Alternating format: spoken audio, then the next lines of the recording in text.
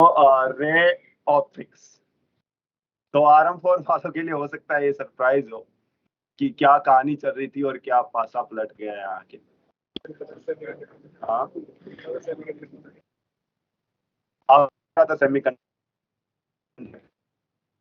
लगने को तो आपको लग रहा था हम फंसा भी रहा हूँ, फिर अचानक नहीं है।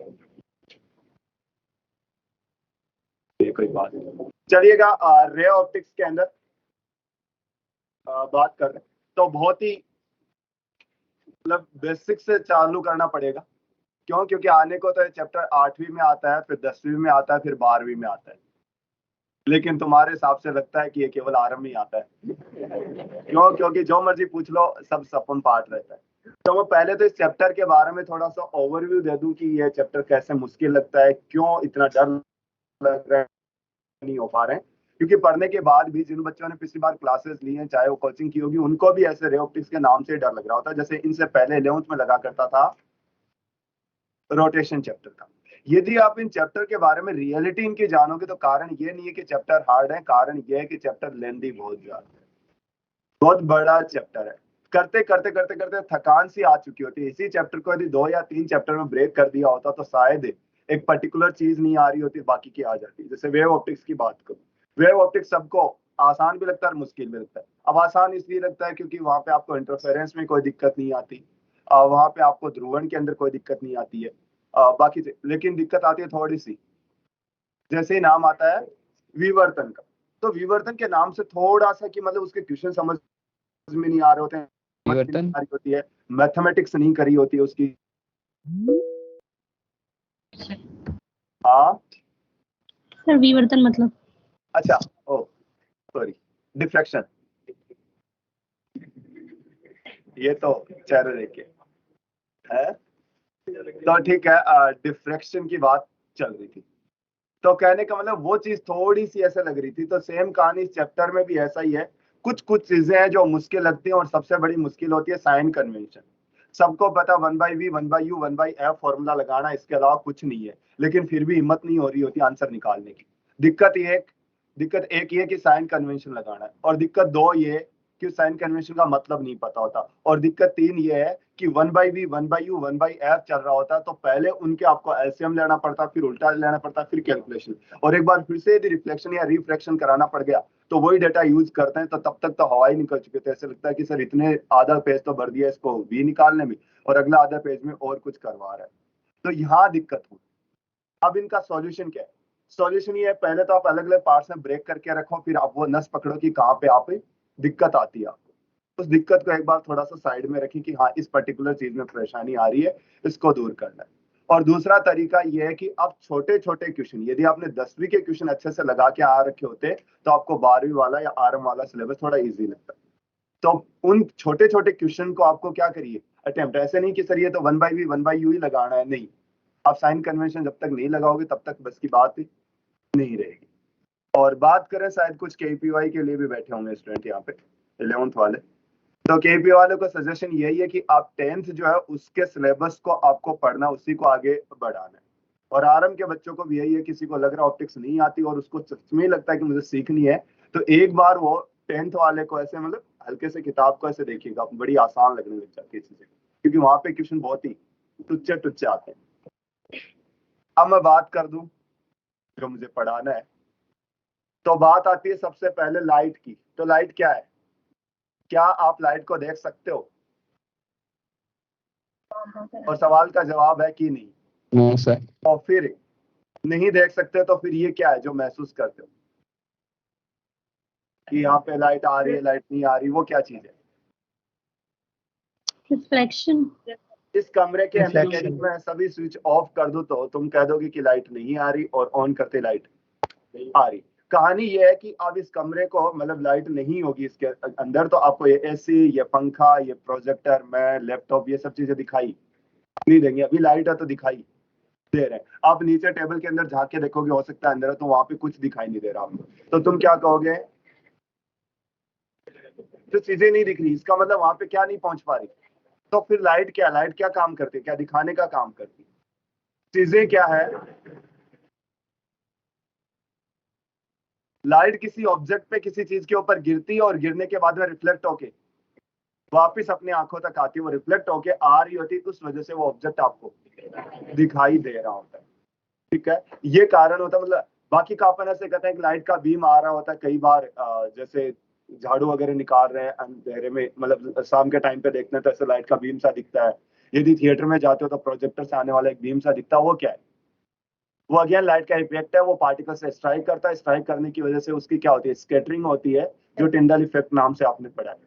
वो आपको पार्टिकल चमकता हुआ दिखाई दे रहा है, ना कि वो। तो लाइट आपको देख नहीं सकते। बात आती है कि अपन बहुत सारी जो रेऑप्टिक सॉरी इसमें इलेक्ट्रोमैग्नेटिक वेव में पढ़ के आए, इतनी सारी वेव्स अपने पढ़ के आए कि आप सबको देख पाते हो। तो अगेन आता है कि आप सबको नहीं देख पाते, केवल अपन किसको देख पाते हैं, विजिबल लाइट। अब ये बात नहीं है कि विजिबल लाइट ही देखने लायक होती है, ये अलग अलग के लिए अलग अलग होते हैं। इंसान के लिए ज्यादातर अपन विजिबल लाइट देख पाते हैं। बाकी हो सकता है कोई कलर ब्लाइंड भी हो, किसी पर्टिकुलर कलर के लिए वो ब्लाइंड हो तो उसको कलर दिखाई नहीं देता। बाकी का आपने सुना होगा मगरमच्छ वगैरह क्या करते हैं, हाँ, वो मोनोक्रोमेटिक लाइट देख पाते हैं, वो कलरफुल मतलब सभी कलर को नहीं देख पाते।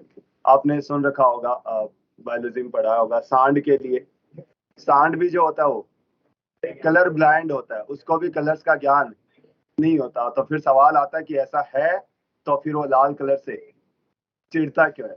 तो ये भी कहानी सही नहीं है, केवल अपन परसेप्शन से ये हो रहा है, इसलिए ऐसे लगता है कि शायद लाल कलर से चिढ़ता है। तो ये पहले स्पेन वगैरह में पहले की आज भी कराई जाती है, वहां पे बुल्स फाइट वगैरह कराई जाती है। तो उनको कोई भी, जैसे सांड को पहले जकड़ के रखा जाता है, जैसे बाहुबली मूवी के अंदर उसको पहली मूवी में बांध के रखते हैं, फिर बल्लाल देव से उसे लड़ने आता है। तो उसको अंदर से जकड़ के रखेंगे, गुस्सेल हो चुका होता है और वो वहां से बाहर जाएगा, उसको एक सिग्नल दिया जाता है कि कहाँ पे तेरे को पहुंचना है। उस वजह से वो सिग्नल की तरफ दौड़ता है, तब तक माहौल बन जाता है और लोगों में गेम स्टार्ट हो जाता है। अदरवाइज वो भिड़ते ही किसी पर्टिकुलर को यदि निशाना बना लेता तो तबाही मचा चुका होता, तब तक लोग सचेत भी हो जाएंगे। तो उसमें क्या किया जाता है, रेड कलर क्यों दिखाते हैं? रेड कलर की वेवलेंथ सबसे हाई होता है, डेविएशन बहुत ही कम होता है। मतलब ये अपने जो पाथ जा रहा है उसी पाथ पे चलेगा, मुड़ना इसमें थोड़ा कम देखने को मिलता, पढ़ाएंगे इस चैप्टर में आपको। इस वजह से रेड कलर अपन यूज करते हैं ज्यादा, ताकि उसका डेविएशन क्या हो, कम से कम हो। तो उसको रेड कलर सिग्नल के लिए काम में लेते थे, अब लोगों को धीरे धीरे लगने लगे। बाकी का ये है कि रेड कलर की वेवलेंथ वगैरह ज्यादा होती है तो वो थोड़ा सा आंखों में उसके ज्यादा, बट उसको ये नहीं कि वो रेड कलर दिखाई दे रहा है। यदि उसको चढ़ना होगा, परेशान करना होगा तो वो व्हाइट वालों को भी कर ही देगा। नहीं चढ़ना होगा तो लाल पहन के चाहे नाच लो।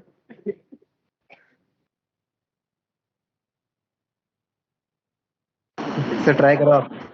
हाँ, मैं तो ट्राई क्यों करूं। फालतू।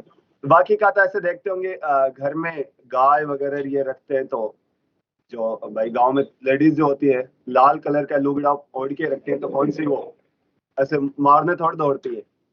तो ऐसा कुछ नहीं है।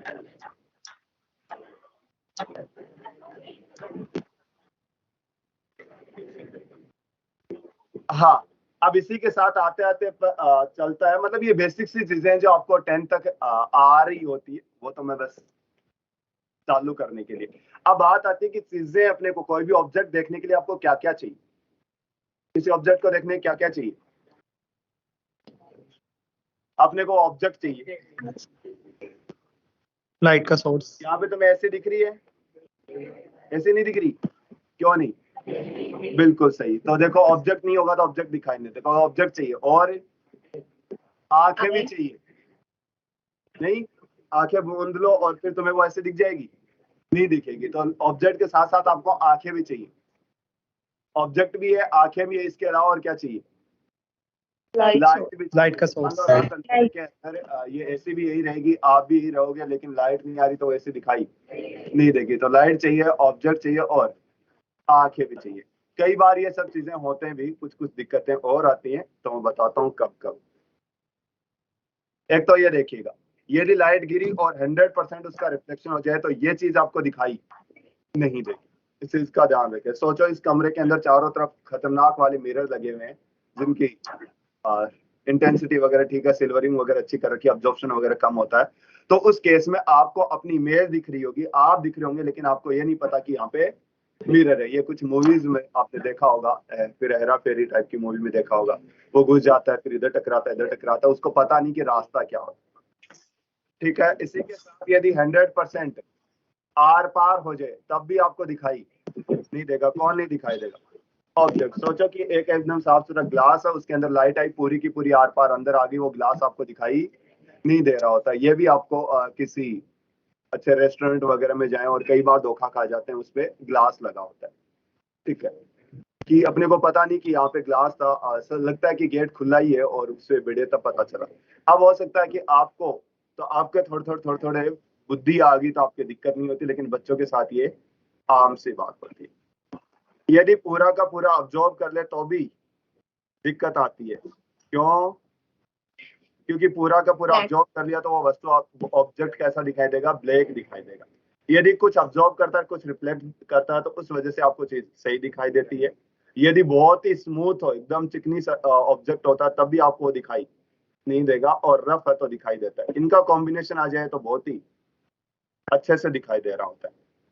ठीक है, इनका मान लीजिए कॉम्बिनेशन आ गया इसका इसका, तो थोड़ा सा आपको, हाँ, थोड़ा सा ब्लर ब्लर सा दिखाई देगा, दिक्कत होगी। इनका कॉम्बिनेशन आ गया तो भी आपको आपको थोड़ी सी मतलब साफ सुथरा दिखाई नहीं देगा। तो ये तो आप देख ही सकते हो। आप बर्तन ले लीजिए, स्टील वगैरह के बर्तन ले लीजिए, चांदी वगैरह के बर्तन ले लीजिए, बहुत ही ज्यादा चमकदार होते हैं, स्मूथ होते हैं, ऐसे केस में आपको दिक्कतें आती है। अपनी आपको चेहरा साफ सुथरा नहीं दिखता।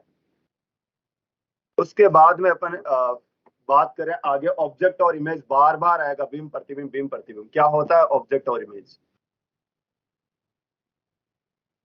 तो दिमाग में कहीं ना कहीं सेट होता है कि अपन जो लाइव आपको दिख रहे हैं, ये की बात प्रोजेक्टर की ले लीजिए, सॉरी इसकी बोर्ड की ले लीजिए, प्रोजेक्टर, लैपटॉप में एसी, ये सब ऑब्जेक्ट है। और लगता है बाकी की जो इसके बाद बनती है वो सब की सब इमेज। तो आपको पता होगा अपनी आंखों में भी लेंस होता है। तो देखा जाए तो आप भी तो उस ऑब्जेक्ट की क्या बनाते हो? इमेज बनाते हो। तो फिर क्या हो? अब मान लो यहाँ पे मिरर लगे हुए, और मिरर लगने के बाद में आप क्या करते हो कि कोई भी आपको दिखाई दे रहा है उस मिरर में, तो वो मिरर वाला जो है वो आपके लिए क्या है? इमेज है। और यदि आपको ऐसा लगता है इमेज है तो फिर आंखों के लिए वो क्या थी? इमेज थी। और वो इमेज की वापस क्या बना रही है? इमेज बना रही है। जबकि अपन तो पढ़ते हैं ऑब्जेक्ट की क्या बनती है? इमेज बनती है। तो क्या है? सीधी सी बात है, रिफ्लेक्शन और रिफ्रैक्शन से पहले, रिफ्लेक्शन और रिफ्रैक्शन से पहले जो चीजें होती हैं वो सब की सब ऑब्जेक्ट होती हैं, और बाद में जो होती है वो इमेज होती है। तो एक ऑब्जेक्ट इमेज हो सकती है और इमेज ऑब्जेक्ट हो सकता है। पहले आप मान लीजिए कोई ऑब्जेक्ट रखा हुआ है, ये मिरर था, इसके अंदर क्या बनी? उसकी इमेज बनी, क्योंकि इससे रिफ्लेक्शन हुआ। वो इमेज में मेरी आंखों से देख पा रहा हूँ, तो मेरी आंखों के लिए वो क्या हो गया? ऑब्जेक्ट हो गया। या फिर मैं कहूँ कि वहां से इमेज बनी, एक और मिरर लगा दीजिएगा, उस इमेज की फिर से इमेज बनेगी, तो उस मिरर दूसरे के लिए क्या काम करेगा? ऑब्जेक्ट का। तो कहने का मतलब बिफोर रिफ्लेक्शन और रिफ्लेक्शन जो होता है वो तो ऑब्जेक्ट होता है, और बाद वाला इमेज होता है। रे डायग्राम के लिए अपन क्या कहते हैं? ऑब्जेक्ट है तो उससे रे बाहर निकल रही होंगी, और इमेज है तो वहां जाके रे घुस रही होंगी सब के सब। ठीक है, तो अपने पास क्या होंगी? ऑब्जेक्ट है तो उससे रे निकलेगी, और इमेज है तो उसके अंदर जाएंगे। तो आप देखो जरा, ये कोई भी ऑप्टिकल इंस्ट्रूमेंट है, मिरर वगैरह कुछ भी हो सकता है, ये रे जो है इसके ऊपर आ रही है। तो बिफोर रिफ्लेक्शन या रिफ्रैक्शन जहां पे मिलते हैं उसे कहते हैं अपन ऑब्जेक्ट। ये भी बिफोर रिफ्लेक्शन है और ये भी बिफोर रिफ्लेक्शन है, लेकिन इसको मैंने रियल बोला और इसको वर्चुअल बोला। क्यों?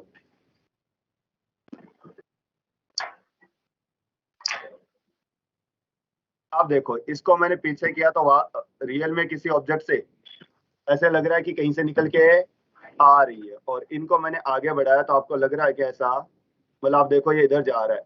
इसका मतलब ये तो बाद की बात है। पहले की यदि बात करूं पीछे, तो ये कहीं पे मिलने वाले नहीं है। इसका मतलब वास्तव में कभी भी नहीं मिलेंगी, कभी भी नहीं मिलेंगी। तो वो क्या है?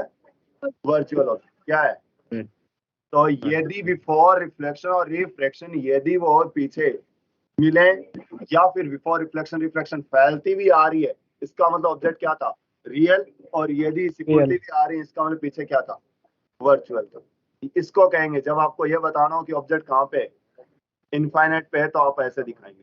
आपको क्या बताना है कि ऑब्जेक्ट रियल है, तो आप बीम लाइट बीम को ऐसे दिखाएंगे। यदि आपको बताना है कि ऑब्जेक्ट क्या है, वर्चुअल है, तो आप ऐसे दिखाएंगे। यदि आपको बताना है कि ऑब्जेक्ट क्या है, इनफाइनाइट पे है, तो आप ऐसा दिखाएंगे।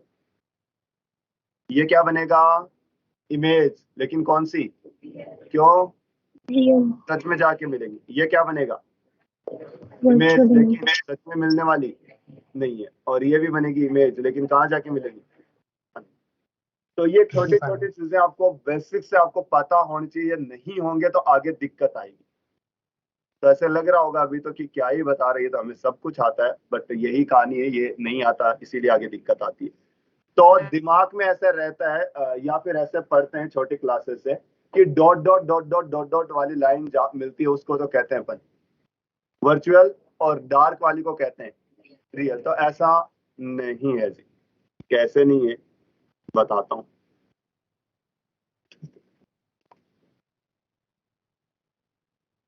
ये क्या है, लेंस है। अब ऐसे नहीं कि सर जिससे पढ़ाई नहीं वो पूछ रहे हो, फिर तो ऐसे तो काम हो लिया मेरा। पता होना चाहिए क्या है, लेंस है। और ये क्या करता है, लाइट को कन्वर्ट करता है। फिर मैंने क्या कर दिया, यहाँ पे एक लगा दिया। ये क्या है, कॉनकेव लेंस। इसका मतलब है यहाँ आके रुक जाएंगे, आगे तो जाने से नहीं, क्योंकि आगे जाएंगे, लेकिन ये इसके अकॉर्डिंग जाएंगे। हो सकता है ये थोड़ा सा इनको क्या कर दे, फैला दे, और ऑब्वियस बात है फैलाई गई। तो रियल में तो ये यहाँ आके मिलनी चाहिए थी, आया नहीं। इसके अकॉर्डिंग तो यहाँ आके मिलनी चाहिए थी, लेकिन ये क्या करता है, इनको थोड़ा सा दूर कर देता। तो ये इमेज पहली बनी और ये इमेज दूसरी बनी। अब ये देखो, ये यहाँ पे डॉट डॉट करके बनी है या फिर डार्क लाइन से बनी, डॉट डॉट करके। तो वो क्या है, रियल है या वर्चुअल है। तो आपको इस हिसाब से क्या लगा, वर्चुअल है। जबकि इसके हिसाब से सोचो ये कैसी इमेज बना रहा है, रियल इमेज। तो हुआ ना कंफ्यूजन। तो आप आगे क्या हुआ वो नहीं सोचेंगे, क्योंकि आगे तो ये वास्तव में इमेज बनने ही नहीं दी। क्यों, क्योंकि इस लेंस ने आगे फैला दी। तो फाइनली तो इमेज यही बनी है, लेकिन इसके द्वारा बनाई गई इमेज को क्या बोलोगे आप,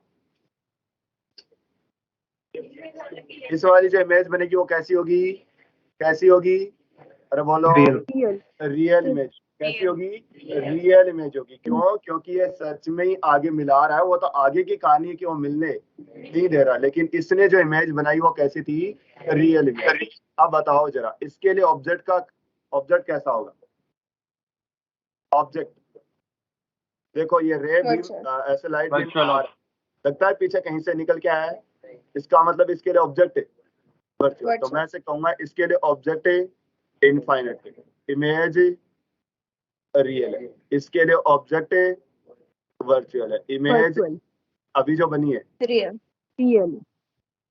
तो थोड़ा सा पता होना चाहिए। तो ठीक रिफ्लेक्शन और रिफ्रैक्शन से पहले यदि लाइट बीम सच में ही कहीं से निकल के आता हुआ फील हो रहा है आपको, तब वो है रियल।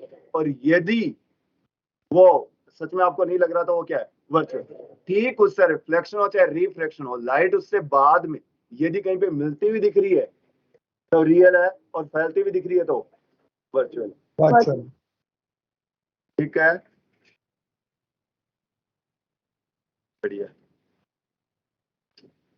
ठीक। तो ये बात थी अपने पास ऑब्जेक्ट और इमेज की। इन चीजों को जितना आप आसानी से समझेंगे और जितना आप ऐसा लगेगा कि मैं दूसरों को समझा सकता हूं, उतना ही आपके लिए भी आसान होते जाएंगे। अब डेफिनेशन वगैरह वही है, फर्जी फर्जी से सब आ रहा होता है। रिफ्लेक्शन किसे कहते हैं, परावर्तन किसे कहते हो, यदि कोई लाइट आई और टकरा के उसी मीडियम में वापस लौट आए उसे क्या कहते हैं, क्या करता है, परावर्तन या रिफ्लेक्शन कहते हैं। तो सिंपल है, इसमें कुछ नहीं। यदि मैं बात करूं रिफ्लेक्शन के लॉ, तो कहते हैं इंसिडेंट रे, रिफ्लेक्टेड रे और अभिलंब, मतलब नॉर्मल, तीनों के तीनों एक ही प्लेन के अंदर लाई। ठीक है, तीनों कोई भी एक, मैंने ऐसे कह दिया कि ये एक प्लेन है तो इसी में तीनों के तीनों होंगे। ये एक प्लेन है तो तीनों के तीनों इसी में होंगे। और बात अगली आती है, आई और आर बराबर। ठीक है, तो आते उस चीज के लिए अपन टाइम वेस्ट नहीं करेंगे। अब ये बीच में मैं इसको बाद में लाता हूँ, पहले ये क्या थी, इसकी फ्रीक्वेंसी, इसकी वेलोसिटी, वेवलेंथ और इसकी इंटेंसिटी। देखो फ्रीक्वेंसी डिपेंड करती है मीडियम पे, तो कभी चेंज नहीं होगी। बात करो वेलोसिटी, वेलोसिटी मीडियम पे, सॉरी फ्रीक्वेंसी सोर्स पे डिपेंड करे, चेंज नहीं होगी। वेलोसिटी डिपेंड करे मीडियम, मीडियम सेम है तो चेंज नहीं होगी। वेवलेंथ सोर्स और मीडियम दोनों पे, तो ये भी चेंज है। लेकिन इंटेंसिटी चेंज है। इंटेंसिटी का मतलब है जो भी लाइट आई कुछ उसका अब्जॉर्प्शन हो गया, पूरी पूरी वापस लौट के नहीं आई, इसका मतलब थोड़ी बहुत कमी होगी, तो इसे क्या कहेंगे, इंटेंसिटी में थोड़ा परिवर्तन आता, चेंज आ जाता है। ठीक है, 100% रिफ्लेक्शन पॉसिबल नहीं है। तुम सोच रहे हो कि पूरी की पूरी लाइट आ जाए, ऐसा नहीं है। इसीलिए मल्टीपल रिफ्लेक्शन जो होते हैं उस वजह से इंटेंसिटी धीरे धीरे धीरे धीरे कम होती जाती है। आप ये हमेशा मान के चलिएगा, जितनी बार रिफ्लेक्शन कराओगे आपको इमेज उतनी ज्यादा धुंधली दिखाई देगी। कारण ये है कि हर बार कुछ अब्जॉर्प्शन होता, कुछ अब्जॉर्प्शन होता, कुछ अब्जॉर्प्शन होता है। ये मत भूलिएगा कि केवल रिफ्लेक्शन ही होता है, रिफ्लेक्शन के साथ साथ रिफ्रैक्शन भी होता है। मतलब अगले वाले मीडियम में भी लौटने का काम चलता है, अब्जॉर्प्शन का भी काम चलता है। ये सब चीजें साथ साथ हो रही हैं, कुछ कौन सी चीज ज्यादा हो रही है उसके अकॉर्डिंग अपन अलग अलग पढ़ रहे हैं। ठीक है, जैसे मिरर में क्या होता है, रिफ्लेक्शन हो रहा होता है ज्यादा। अब गाड़ी की यदि बात करेंगे, गेट की, मतलब ना कि मिरर की बात कर रहा हूँ, गेट जो होता है उसमें ग्लास लगा होता है। आप क्या करते हो, वहां से ऐसे देखते हो तो कुछ हद तक अपने चेहरा दिख रहा होता है, और कुछ हद तक अपने को अंदर कोई बैठा है, कोई चीज रखी है, वो भी आपको थोड़ी थोड़ी दिख जाती है। क्या कारण है, क्योंकि दोनों चीजें एक साथ हो रही थी वहां, तो 100% नहीं होता। ठीक है, बात करें फेज डिफरेंस की, यदि आपके डेंसर मीडियम से रिफ्लेक्ट होके वापस आती है तो फेज डिफरेंस आता है। पाई का, और रेयर मीडियम से आती है तो कोई फेज डिफरेंस नहीं आता। अब लगता है कि सर रिफ्लेक्शन तो हमेशा डेंसर से ही होता है, ऐसी बात नहीं, तो वो आपको लगता है। यदि एक मीडियम ये है और एक मीडियम ये, यदि यहाँ से मैंने कोई रे भेजी है तो वो लौटेगी भी और आगे आर पार भी होगी। आर पार होने को और इसको, तो ये हमेशा हो रहा होता है, कभी ये ज्यादा होता है, कभी तो ये वाला ज्यादा हो जाता है। इसका मतलब रिफ्लेक्शन दोनों मीडियम से होता है। डेंसर से, सघन से होके आया तो फेज डिफरेंस है, पाई का और रेयर से, विरल से होके आया तो कोई फेज डिफरेंस।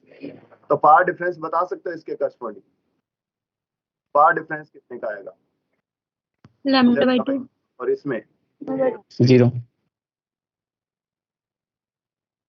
अब थोड़ा सा ये एक बार जेई एडवांस में प्रूव करना आया था, जब सब्जेक्टिव पेपर आता था उसमें कहा था कि वेक्टर मानते हुए, रिफ्लेक्टेड रे, इंसिडेंट रे और नॉर्मल को क्या मानते हुए, वेक्टर मानते हुए इनमें रिलेशन बनाइए।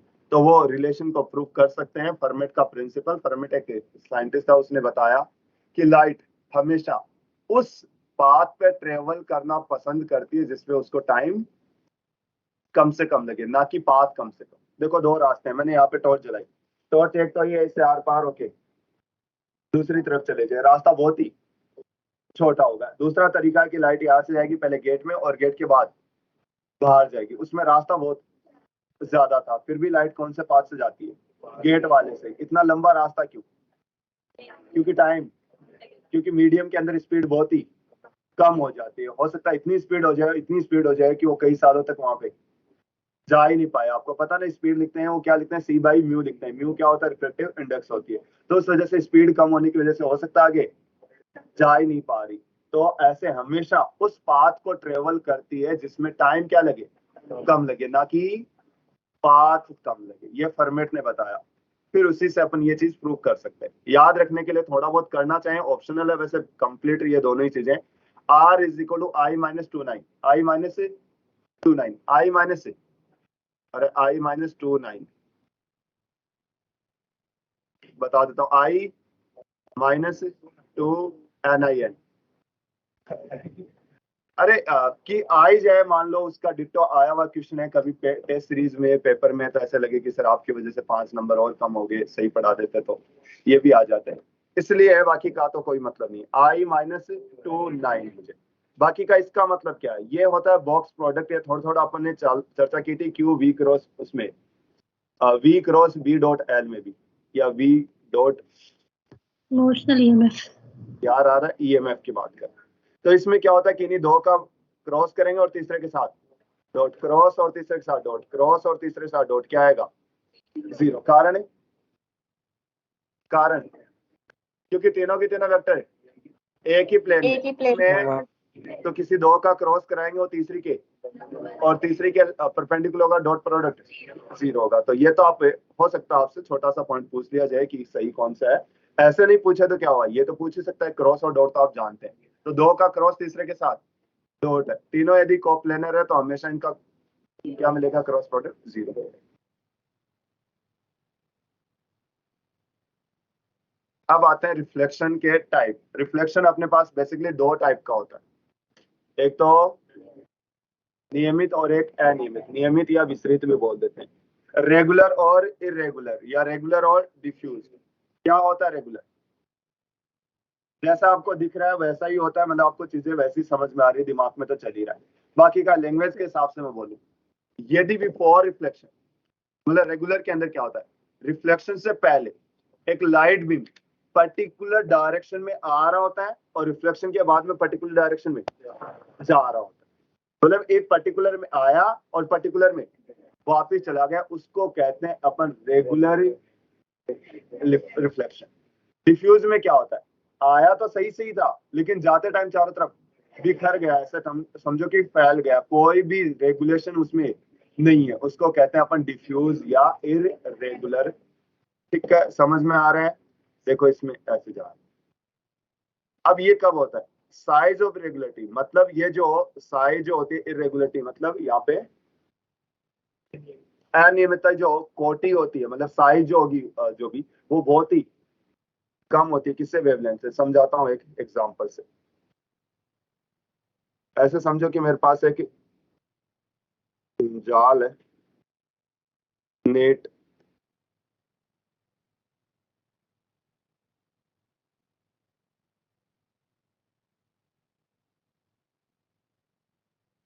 एक तो ये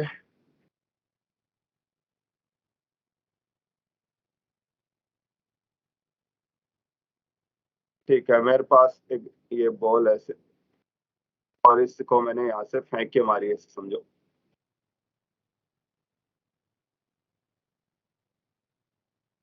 ना रहे, एग्जाम्पल ले रहा हूँ।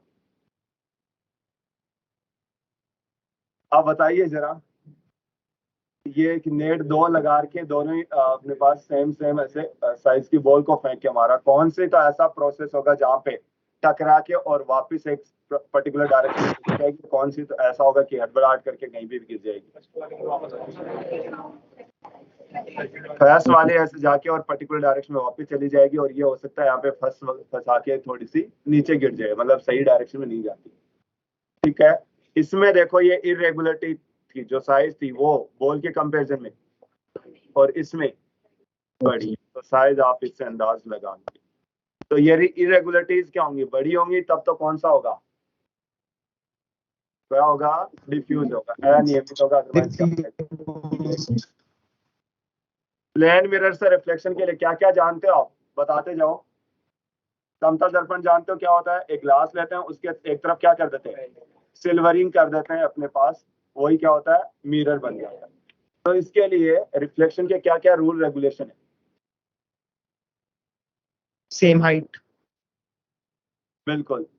इमेज और ऑब्जेक्ट की साइज सेम होगी। मान लीजिएगा कि ये मिरर है, मैं यहाँ खड़ा हूं, तो मेरी जितनी साइज है उतनी की उतनी साइज किसकी रहेगी, इमेज की रहेगी। कहने का मतलब ऑब्जेक्ट और इमेज की साइज बराबर रहेगी, ना तो छोटी करती और ना ही बड़ी करती। नंबर 1। नंबर 2, डिस्टेंस पे ऑब्जेक्ट है उतनी डिस्टेंस पे क्या बनेगी, इमेज बनेगी। तो मिरर से ऑब्जेक्ट की और मिरर से इमेज की डिस्टेंस बराबर रहेगी, हाइट दोनों की सेम रहेगी। अगला इन्वर्जन। एक ये है कि ऑब्जेक्ट और इमेज को मिलाने वाली लाइन जो है हमेशा मिरर के परपेंडिकुलर मिलेगी, चाहे कुछ भी करवा लो, किसी भी एंगल पे गिरा दो, हमेशा ऑब्जेक्ट और इमेज को मिलाने वाली लाइन मिरर के क्या रहेगी, परपेंडिकुलर रहेगी। जैसे मैंने ये की ऐसे मिरर ले लिया कि ऑब्जेक्ट है, तो इमेज एक ये बना रहा हूँ, एक ये बना रहा हूँ, कौन सी बनेगी, तो देख के ऐसे दिमाग में सेट रहता है कि ये बनेगी क्योंकि ऐसे बनती है, बट नहीं, मिरर भी तो आपने टेढ़ा रख दिया, तो इमेज ये बनेगी। थोड़ा समझ में आ रहा कारण क्या है, ठीक है।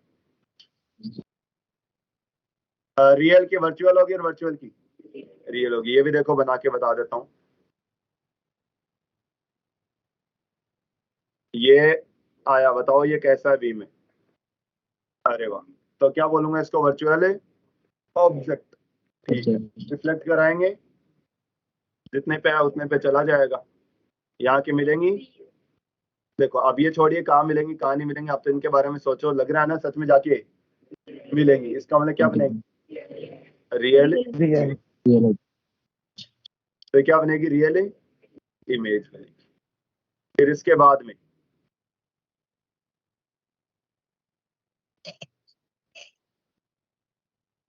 देखो ऐसा लग रहा है ना कहीं से निकल के आई है, तो रियल टकराने के बाद में क्या होंगी? समझ पा रहे? बढ़िया। तो बस ये चीज समझते भी रहना और बनाते भी रहना। इसके साथ साथ इसका क्या होगा? लेटरल इन्वर्जन होगा। मतलब ऐसे समझो कि मिरर है और ये पेन की टिप क्या है?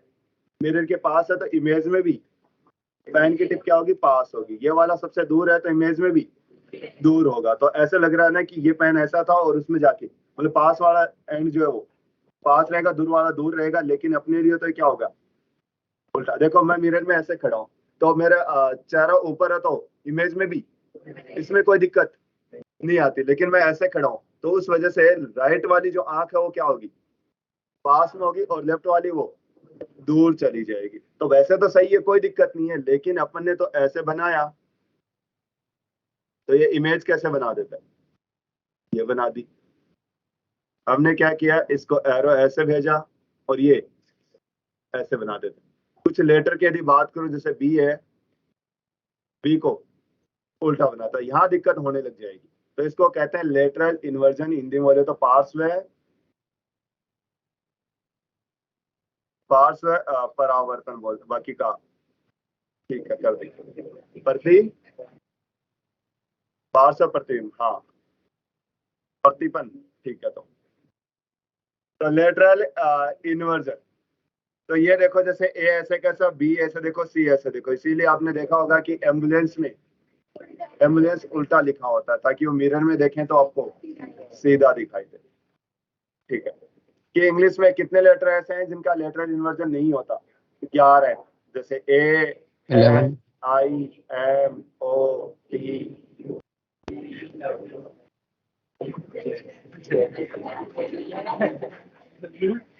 क्यू का नहीं होता क्या? ऐसे होता है। वाई का कैसे हो गया? वाई ऐसे होता है क्या? तो पहली एबीसीडी में ऐसे होता है वाई। पता होना चाहिए तुम्हें। पता है क्या? तो M O T, M O T तुम्हारे।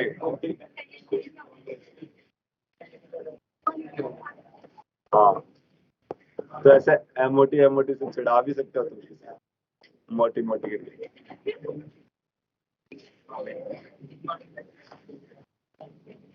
चलिएगा, देखो इस लेटरल इन्वर्जन से कुछ ऐसे क्वेश्चन भी आते हैं। ये जो पुलिस वाले ये होते हैं ना ऐसे एग्जाम, उनमें ऐसे आते रहते हैं।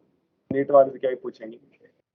वो कहते हैं कि घड़ी में, आपकी घड़ी में बताइए 10:15 20 सेकंड हुए हैं, तो यदि आप मिरर में इमेज देखोगे तो आपको कितने बजे दिखाई देंगे? तो कहानी क्या है? ये 3 बजे हुए हैं, तो इमेज में देखो क्या बज रहे हैं? 9 बजे हुए हैं। तो कैसे पता करें? बड़ा आसान सा तरीका है। यदि आपको टाइम आवर्स में दे रखा हो तो आप 12 घंटे में इसको माइनस कर दो, वो क्या बनेगी? इमेज में टाइम होगा। यदि आवर्स मिनट में दे रखा है तो आपको फिर से 12 घंटे में ही माइनस करना है। लेकिन दिक्कत है, अब एलसीएम वगैरह लेंगे, अब वो इतने याद कहाँ तुम्हें, तो मैं खुद ही बता देता हूँ। उसको 12 घंटे को ब्रेक कर लो, 11 घंटे को 60 मिनट में, इसको 60 में से माइनस कर दो और इसको 11 में से कर दो, सही सही आंसर आ जाएगा। यदि घंटे मिनट और सेकंड में दे रखा हो तो अगेन 12 घंटे में माइनस करना है। लेकिन 12 घंटे पूरे 11 घंटे 59 मिनट 60 सेकंड, पूरे 12 घंटे बन गए क्या? इसमें से आप माइनस कर दीजिएगा। जैसे 6:15 और 20 सेकंड हुए, कहीं से भी माइनस कर दो। 11 में से माइनस किया 5, 59 में से 15 44, और 60 में से 20 40। तो ये थोड़ा सा एप्टीट्यूड वाला सा हो गया। और अब आता है अपने पास डेविएशन। हालांकि प्लेन मिरर ही चल रहा है, नीट के हिसाब से प्लेन मिरर आपके सिलेबस में नहीं है, मतलब एनसीईआरटी के हिसाब से है, बट क्वेश्चन पूछने लाजमी है क्योंकि 10th में आपका पढ़ा हुआ सिलेबस और तुम्हें याद नहीं है। क्योंकि कार्ड मिरर भी आप देखोगे तो आपको बहुत कम क्वेश्चन मिलेंगे। क्यों? क्योंकि वो भी आपके 10th में आ चुका होता है, तो ज्यादातर आपको वो चीजें देते हैं जो 10th तक नहीं थी, जिसमें लेंस का थोड़ा अपग्रेडेड वर्जन हुआ, कर्व सरफेस से रिफ्रैक्शन हुआ, वहीं पे बात करें माइक्रोस्कोप, टेलीस्कोप, इन चीजों के बारे में। तो डेविएशन एंगल क्या होता है? डेविएशन विचलन कोण क्या होता है? लाइट अपनी ओरिजिनल पाथ से कितना रोटेट एक लाइट गई और जाते जाते वो अपने जो एक्चुअल पाथ है उससे थोड़ी सी बैंड हो जाती है, जिस एंगल पे बैंड होती है उसे कहते हैं विचलन कोण, बोले तो डेविएशन एंगल। पक्का? जैसे ये रे ऐसे गई, ये 30 डिग्री से डेविएट होगी, क्लॉकवाइज या एंटी क्लॉकवाइज? क्लॉकवाइज। फिर ये क्या करा, जो भी रास्ते से जा रही थी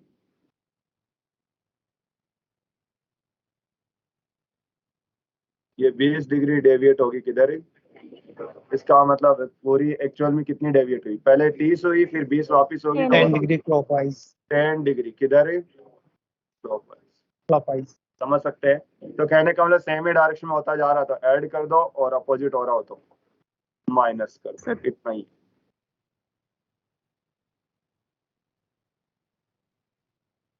एक रे है प्लेन मिरर पे इंसिडेंट हो रही है 10 डिग्री पे, बताओ जरा रिफ्लेक्शन के बाद में डेविएशन कितना होगा? इंसिडेंट रे और रिफ्लेक्टेड रे, आपतित किरण और परावर्तित किरण के बीच में विचलन कौन बताओ? कितने से विचलित होगा? 160 डिग्री। 160 170।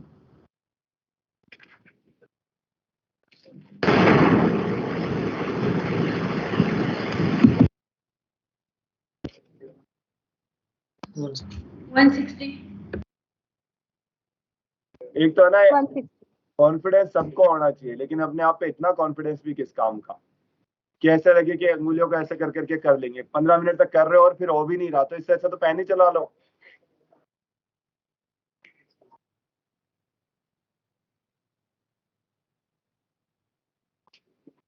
One 160 anti clockwise.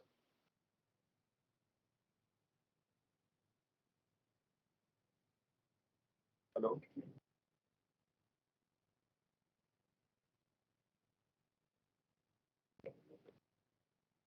एक तो ना सुबह से एक नंबर है पिछहत्तर को फोन करते हैं और फिर आवाज आती है बस पंखे उनके की।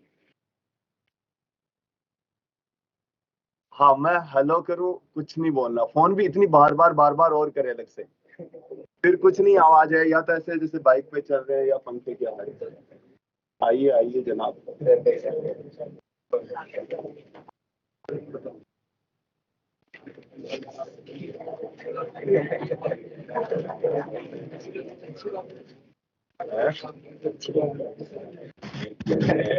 जलन हो गई, हमें एक दिन नहीं है और आप जलन हो गए, 5-4 दिन नहीं।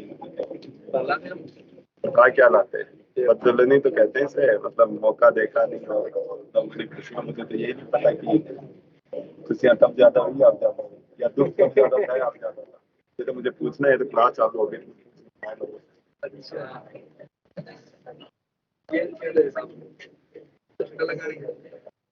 बड़े बड़े शहरों में छोटे छोटे, कभी कभी नहीं हो रहा होता तो छोटा ये सब चीजें बताने के लिए होती है। ना ना ना, कितना किसी को भी नहीं बता रहा, इनको भी नहीं पता, ऑफिस वालों को भी नहीं पता।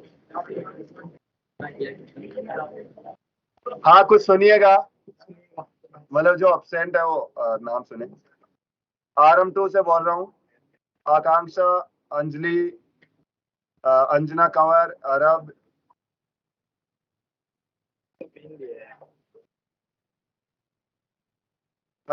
दीपक, दिनेश चौधरी, गगन, कार्तिक स्वामी, किरण, कोमल, कोमल नागर, ममता धाकड़, नवीन कुमार, निर्मल, राहुल, राहुल कुमावत, राजश्री, राकेश, राकेश सारण,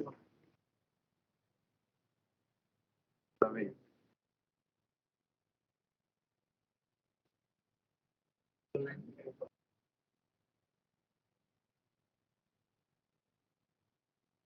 फिर उसके बाद में राजश्री, राकेश, राकेश सारण, शुभम, सुभाष सैनी, सुप्रिया, क्या नाम है तेरा? सुप्रिया, क्या नाम है?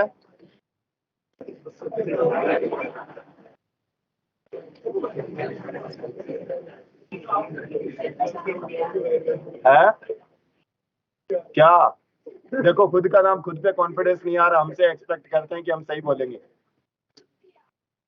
सुप्रिया, सुप्रिया, सुप्रिया या सुप्रिया?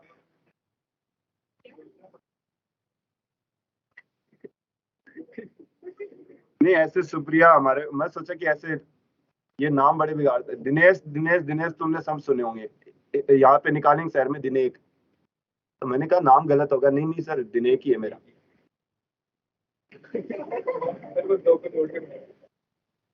विजेंद्र, विकास, सुभाष सैनी। यहाँ पे एक वो भी तो चलता है, ऐसा कुछ करने की कोशिश करेंगे, मम्मी पापा दोनों का नाम आए उसमें, जो मर्जी बनाना पड़े।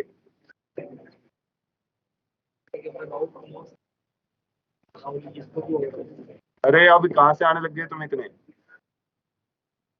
विकास, यासीन खान, यूसुफ, पूजा, अबरर, अंबिका। अच्छा ये तो दूसरा बैच आ गया।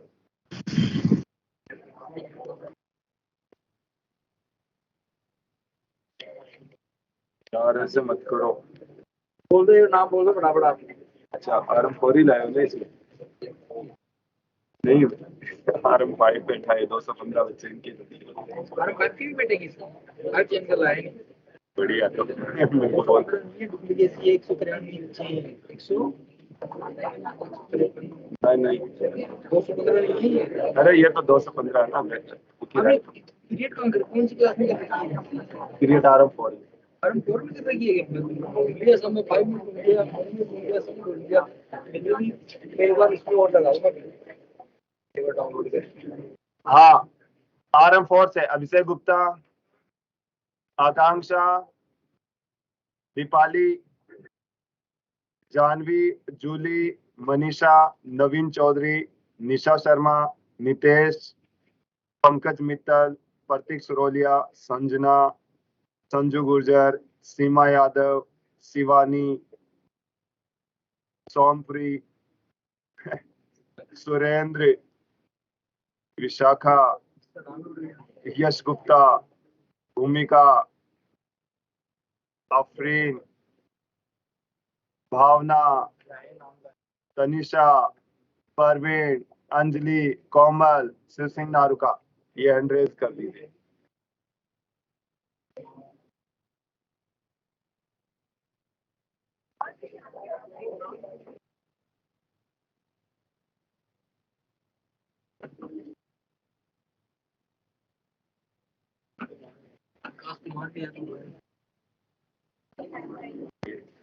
दीपाली, जानवी,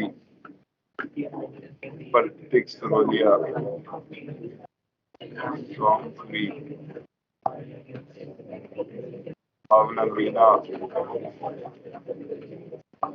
भावना मीना, ये तो भावना जबरदस्ती है।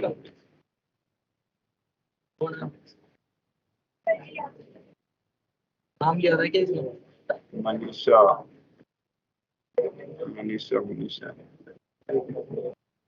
फिर उसके बाद में भावना दूसरी भी आएगी। ठीक है, यही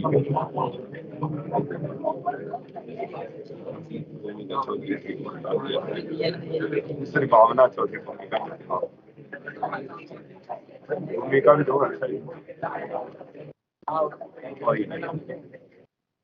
KSID की आपकी लास्ट मतलब क्या है? KSID 76 है के लास्ट में? 76 है कि KSID लास्ट में?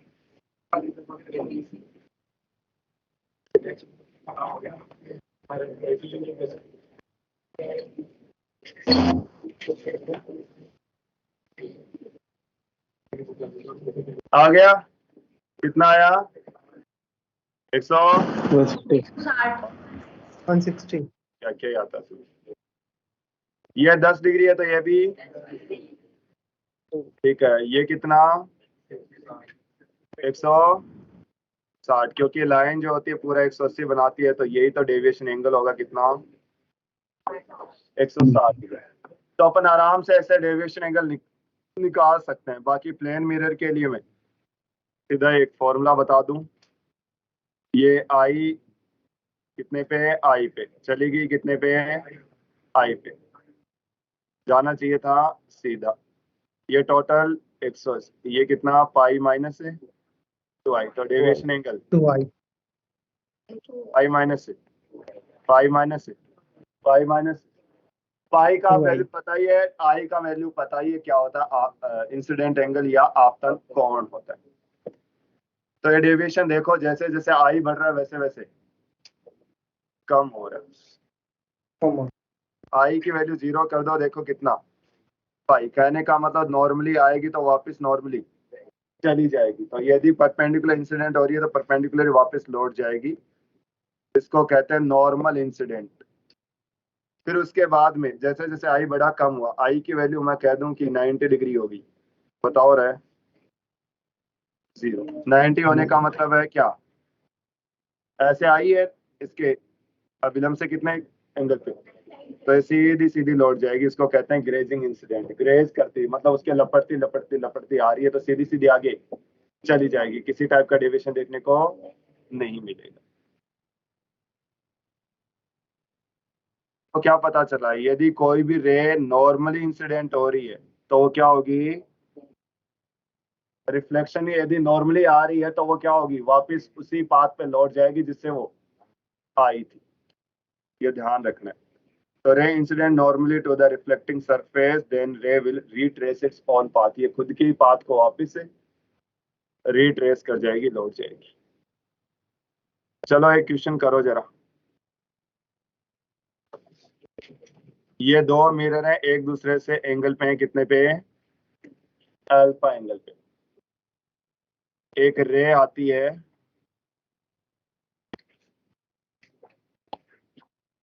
और ये कहता है रे आई पहले मिरर 1 से टकराती है और उसके बाद में मिरर 2 से टकराती है। तो इसका पहला रिफ्लेक्शन होगा और यहाँ पे दूसरा रिफ्लेक्शन। तो बताना है जरा कितना डेविएशन आया इसके अंदर। बात यह है कि आपको ये डेविएशन एंगल इससे कितने एंगल पे इंसिडेंट हो रहा है इससे कोई फर्क नहीं पड़ेगा।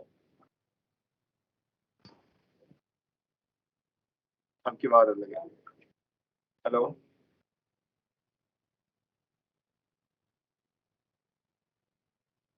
हाँ जी।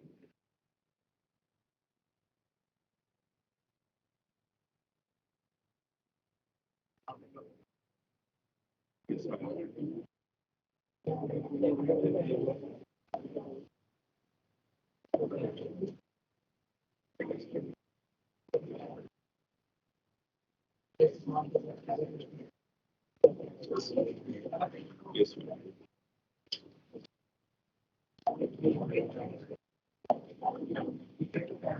okay.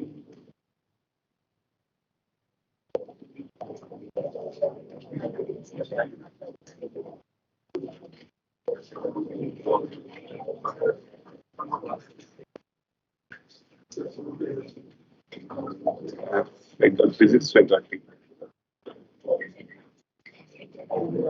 जयपुर वैशाली नगर।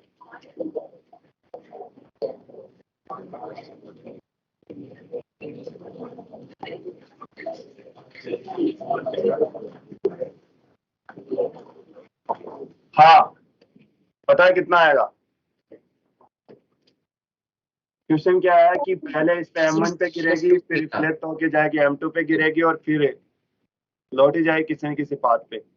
तो पूछा जा रहा है कि आफ्टर 2 रिफ्लेक्शन कितना डेविएशन आ जाएगा, और ये ओनली डिपेंड करेगा थीटा पे, ये बता दो।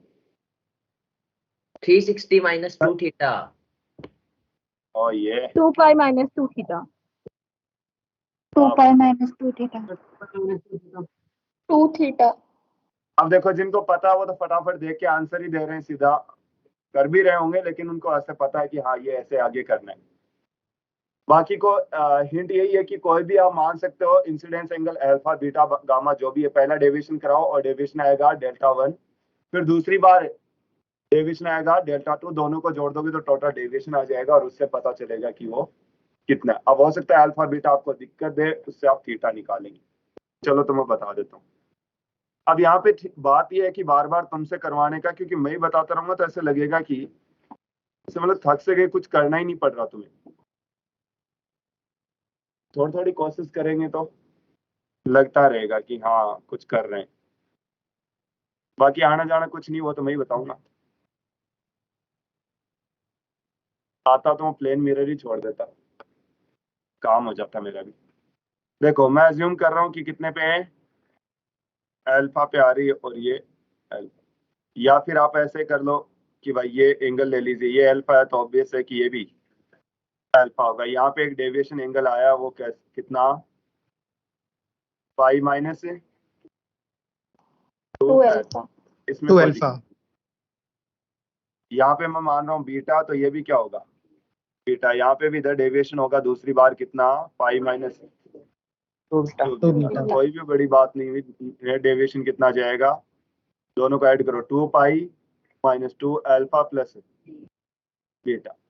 अब अल्फा और बीटा आपके लिए नई चीज होगी, कोई दिक्कत नहीं। ये बता दो कितना होगा। देखो 90 डिग्री था 90 minus theta. तो ये 90 माइनस बीटा, और ये 90 minus L. 90 माइनस से Alpha. अल्फा। ये पता है ट्राइंगल के तीनों एंगल का सम, तो theta Alpha plus 90 minus beta plus 90 minus alpha is equal to 180। 90 90 180 गया, थीटा इज इक्वल टू, तो डेविएशन आया 2 पाई माइनस 2 पाई माइनस। अब ये बताओ क्लॉकवाइज है एंटी क्लॉकवाइज है। देखो ये रे ऐसे घूमी तो क्लॉकवाइज या एंटी क्लॉकवाइज, और ये वाली ओवरऑल क्या है, क्लॉकवाइज है। तो आप कह दोगे कि 2 पाई माइनस 2 थीटा क्लॉकवाइज है, तो सीधी सी बात है क्लॉकवाइज आने का मतलब ये इंसिडेंट थी, और ये तो ये कितना होगा, ये वाला एंगल 2 पाई माइनस 2 थीटा। तो फिर ये नीचे वाला एंगल ये कितना, 2 थीटा। तो कई बार आपको आंसर 2 theta. 2 थीटा भी मिल जाता है। ऐसे लिखा होता है कि 2 मिरर यदि ऐसे हैं तो 2 रिफ्लेक्शन के बाद में डेविएशन फिक्स रहेगा 2 थीटा, और वो इंसिडेंट एंगल पे डिपेंड नहीं करेगा। और कभी कभी अपने को लगता है कि 2 पाई माइनस 2 थीटा होना चाहिए, तो सही क्या है, तो सही अपनी अपनी जगह दोनों ही है, क्योंकि दोनों का सेंस के हिसाब से है। क्योंकि क्लॉकवाइज देखते हैं तो 2 पाई माइनस 2 थीटा, और एंटी क्लॉकवाइज देखते हैं तो 2 थीटा। यदि दोनों में से एक टिक लगाना हो तो फिर मैं सजेशन दूंगा आपको 2 पाई माइनस 2 थीटा लगाइए। कारण क्योंकि आपके प्रॉपर प्रोसेस से यही आ रहा है और ये डेविएट होती जा रही है क्लॉकवाइज क्लॉकवाइज इस हिसाब से, ठीक है। इसका मतलब ये इंसिडेंस है। अब आगे से आपको भी पता रहेगा कि 2 मिरर एक दूसरे थीटा पे किसी भी एंगल पे इंसिडेंट और 2 रिफ्लेक्शन के बाद में total deviation 2 pi minus 2 theta. मान लो दोनों मिरर एक दूसरे के परपेंडिकुलर है। अब बताओ रे, फॉर्मूले के हिसाब से 2 पाई माइनस 2 थीटा, थीटा कितना 180 डिग्री। हाँ, तो कितना आया, पाई आने का मतलब है कि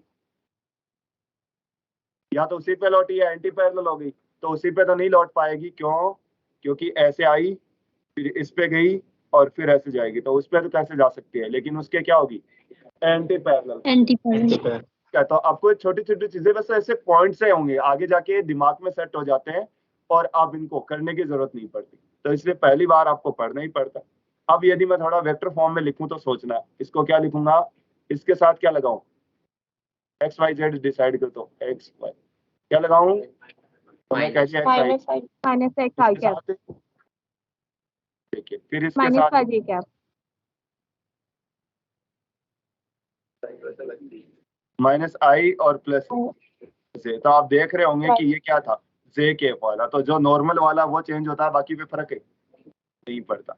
इसमें ये वाला एक्स आई के पर वाई जे के।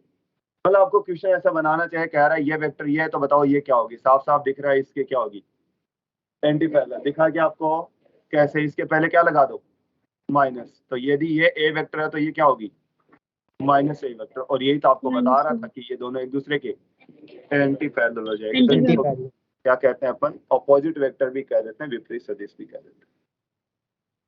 ठीक है, चलो एक क्वेश्चन और लगाओ।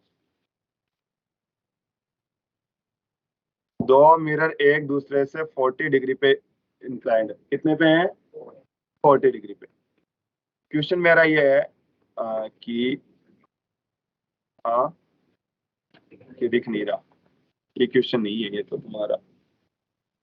अच्छा, तो एक रे जो है यहाँ से कितने पे आती है, 10 डिग्री पे आती है। कितने डिग्री पे है, 10 डिग्री पे। क्वेश्चन क्या है, सुने होंगे क्या है, क्या है क्वेश्चन। क्वेश्चन ये है, यदि आप सेकेंड रिफ्लेक्शन के आफ्टर टू रिफ्लेक्शन यदि रे वापस लौट जाती है तो, हाँ ये एंगल बताओ, वरना तो क्वेश्चन ही दोनों ही चीजें बता दी मैंने। क्या है क्वेश्चन है, यदि आफ्टर टू रिफ्लेक्शन, दो परावर्तन के पश्चात प्रकाश किरण पुनः अपनी पाथ पे लौट जाती है, तो बताओ आपतन कोण क्या, मतलब ये आई क्या रहा होगा, ये थीटा, कुछ भी ले लो, इसको थीटा ले लो, थीटा क्या रहा होगा। अब दो परावर्तन, इसमें बड़ा ध्यान रखिए, कई बार रहता है दो, अब आगे की पूछ रहा है यहाँ पे, ये पहला परावर्तन होगा, इस पे टकराएगा वो दूसरा होगा, ये ध्यान रखिए। तो क्वेश्चन में कहा जाता है यदि आफ्टर टू रिफ्लेक्शन रे अगेन क्या करे, अपने पाथ में रिट्रेस कर जाती है, वापस लौट जाती है, तो ये थीटा क्या रहा होगा, 50 डिग्री। 50 डिग्री। आपको बताया कि रिट्रेस के लिए क्या होना जरूरी है, इंसिडेंट रेस सरफेस के परपेंडिकुलर गिरनी चाहिए। डिग्री।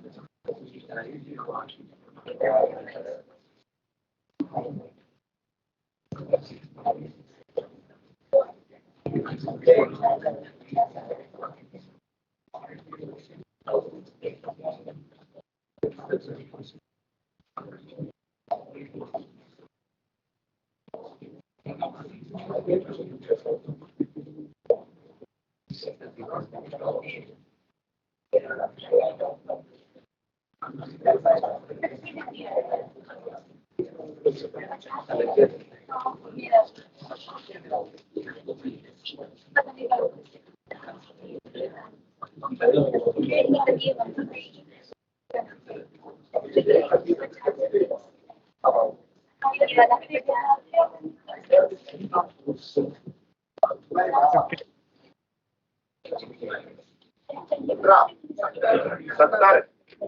नहीं जी, 70 तो कहाँ से आएगा? वाह, 50 डिग्री।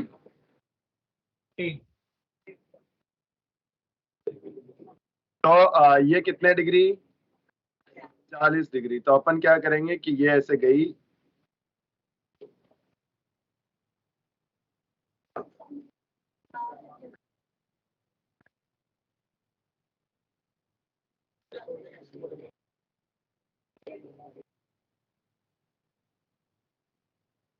तो कुछ भी करो, जैसे आपको बोला जाता है दो रिफ्लेक्शन के बाद रिट्रेस कर रहा है, तो दूसरा वाला कितने पे आई होगी? 90।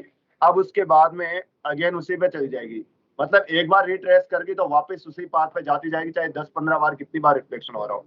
तो ये कितने पे आई? 90। ये 40 है, तो ये कितना? तो सीधी सी बात है, ये भी 50 होगा। क्यों? क्योंकि आई और आर यदि बराबर होते हैं तो ये भी क्या होंगे? बराबर। ठीक है। तो आपको कोई भी ऐसे क्वेश्चन पूछा जाए, उसका करने का तरीका एक ही है।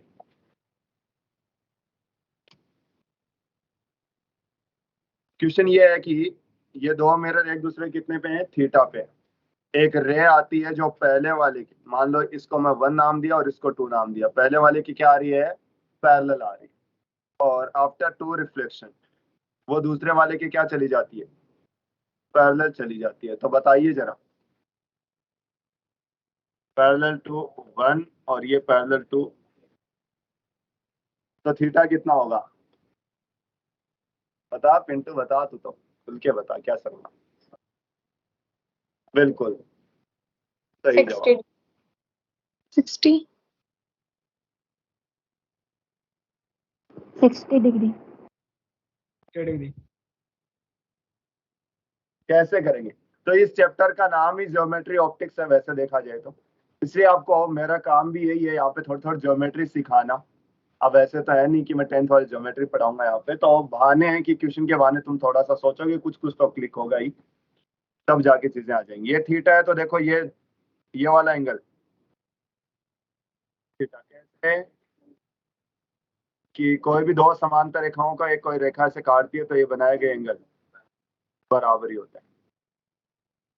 तो ये थीटा, तो ये भी क्या होगा? थीटा होगा। अब आप जानते हैं ये थीटा, तो ये थीटा। क्यों? क्योंकि आई और आर बराबर है, तो ये एंगल भी बराबर है। फिर बात करें वापिस इसकी, देखो ये दोनों लाइन एक दूसरे के पैरेलल है, तो ये थीटा है, तो ये भी, तो ये भी, तो ये तीनों एंगल कितना? Theta 180 60 degree. पक्का?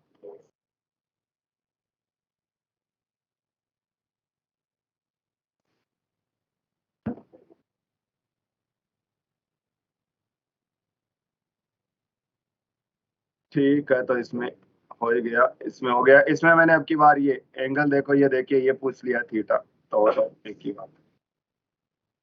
इसमें मैंने कहा कि आफ्टर 3 रिफ्लेक्शन रिट्रेस हो जाती है, तो आप इसको चेक कर लेना। तीसरा रिफ्लेक्शन, ये पहला हुआ, फिर दूसरा, और ये तीसरा यहाँ होगा, तो इसके बाद में क्या कराना आपको? रिट्रेस। तो मतलब आपको क्वेश्चन को एक कॉन्सेप्ट समझना था नंबर 1 तो, कि क्या होता है। तो रिट्रेस का मतलब वापस लौटने के लिए जरूरी है कि कितने पे आनी चाहिए?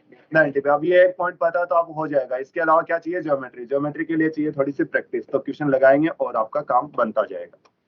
अब एक और चीज है,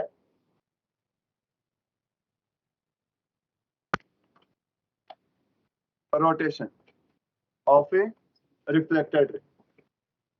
जैसे कोई रे क्या है, ऐसे आई, ठीक है, और ये क्या होगा? नॉर्मल होगा, और रे ऐसे लौट जाएगी, कितने पे आई? आई पे आई, तो आई पे लौट जाएगी, इसमें किसी को तकलीफ नहीं है। अब मैं दो चीज कर सकता हूँ, मैं एक तो मिरर को रोक के इसको थोड़ा सा लेफ्ट राइट करूं, जैसे देखो ऐसे किया, तो बताओ आई क्या हो गया? कम। तो इधर भी आई क्या होना चाहिए? कम तो है थोड़ी सी। तो देखो यदि मैं उसको क्लॉकवाइज घुमा रहा हूँ तो रिफ्लेक्टेड रे, और यदि इंसिडेंट रे को एंटी क्लॉकवाइज तो रिफ्लेक्टेड क्लॉकवाइज। एक तो ये पता चला, कितना घूमेगी ये बात की बात है, लेकिन इतना तो पता चल गया कि घूमेगी। नंबर 2, मैं मिरर को घुमा रहा हूँ, मिरर के साथ साथ कौन है जो चीज घूमेगी घूमेगी? नॉर्मल। क्यों? Normal. नॉर्मल एक दूसरे के परपेंडिकुलर। ऐसे पेन इसके फिक्स है, अब मैं क्या कर रहा हूँ, घुमा तो मिरर को रहा हूँ लेकिन साथ साथ नॉर्मल घूमने के वजह से इंसिडेंट रे और नॉर्मल के बीच का अगेन आई चेंज हो रहा तो आर भी चेंज होगा, इसका मतलब रिफ्लेक्टेड रे भी चेंज होगी। तो ये चीज तो होगी। तीसरी चीज है मान लीजिए कि ये नॉर्मल है और ये प्लेन है, मैं इस प्लेन को ऐसे घुमा रहा हूं,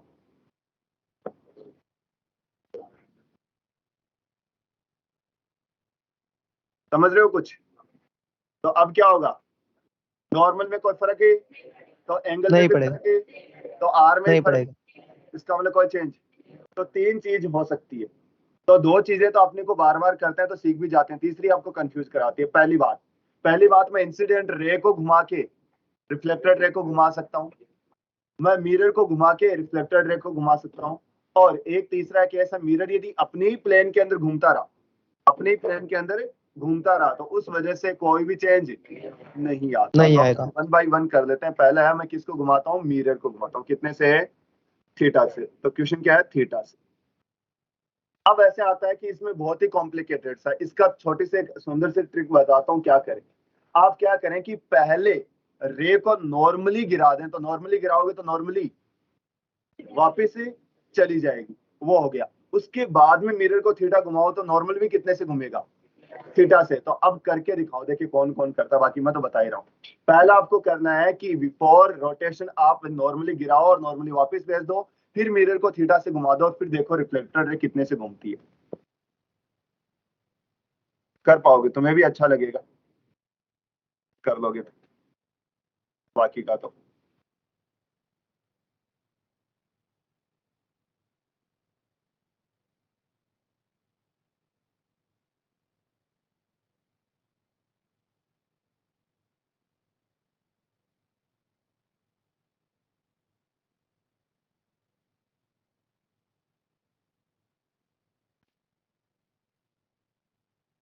ये मिरर है, फिर मैं रोटेशन के बाद का दिखा रहा हूँ।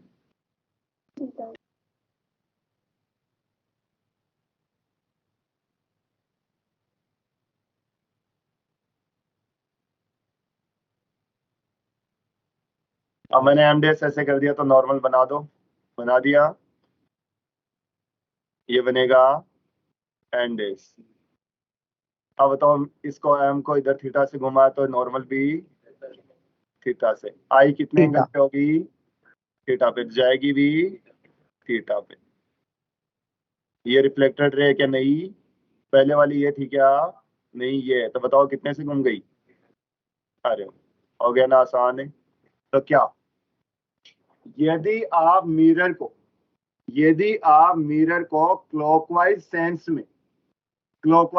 में थीटा से घुमाओगे तो रिफ्लेक्टेड रे भी क्लॉकवाइज सेंस में घूमेगी, कितने से, 2 थीटा से। 2 थीटा। यदि आपने मिरर को एंटी क्लॉकवाइज थीटा से घुमाया तो रिफ्लेक्टेड रे भी घूमेगी एंटी क्लॉकवाइज, कितने से, 2 थीटा से। ये आपको क्लियर रखना। अब मेरा सवाल है कि यदि इंसिडेंट रे को मैं थीटा से रोटेट करूं मिरर को रोटेट किए बिना, तो बताओ रिफ्लेक्टेड रे कितने से रोटेट होगी, बताओ। 2 थीटा। मैंने कहा कि मिरर को रोटेट नहीं करवा रहा है, इंसिडेंट को रोटेट करवा रहा हूँ। ये पहला केस था, ये सेकंड थीटा। केस क्या है? थीटा। थीटा। तो पहले तो आप इंसिडेंट रे को नॉर्मली गिरा दो और चली भी, ये आपका नॉर्मल था। अब अपन क्या करेंगे, इंसिडेंट रे को थीटा से घुमा दो, जहां मर्जी, मैं कह दिया कि इधर घुमा दिया, इतने से थीटा।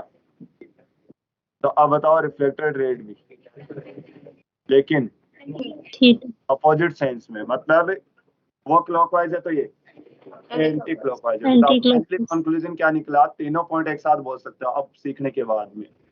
हम कहेंगे अकेले मिरर को घुमाने से रिफ्लेक्टेड रे 2 थीटा से घूम जाती है, उसी सेंस में। उसी सेंस का मतलब क्लॉकवाइज एंटी क्लॉकवाइज। तो नंबर 2, अकेली इंसिडेंट रे को घुमाने से रिफ्लेक्टेड रे घूम जाती है थीटा, लेकिन अपोजिटिव सेंस में घूमेगी। और तीसरी चीज है मिरर को अपने ही प्लेन में घुमाया तो कोई चेंज नहीं है। अब क्वेश्चन ये है कि इंसिडेंट रे को तो मैं घुमा रहा हूं 20 डिग्री से, किधर है, क्लॉकवाइज, और मिरर को मैं घुमा रहा हूं 30 डिग्री एंटी क्लॉकवाइज। तो बताइए जरा, रिफ्लेक्टेड रे कितने से घूमेगी और किधर घूमेगी? 40 degree anti 20 degree anti degree anti clockwise.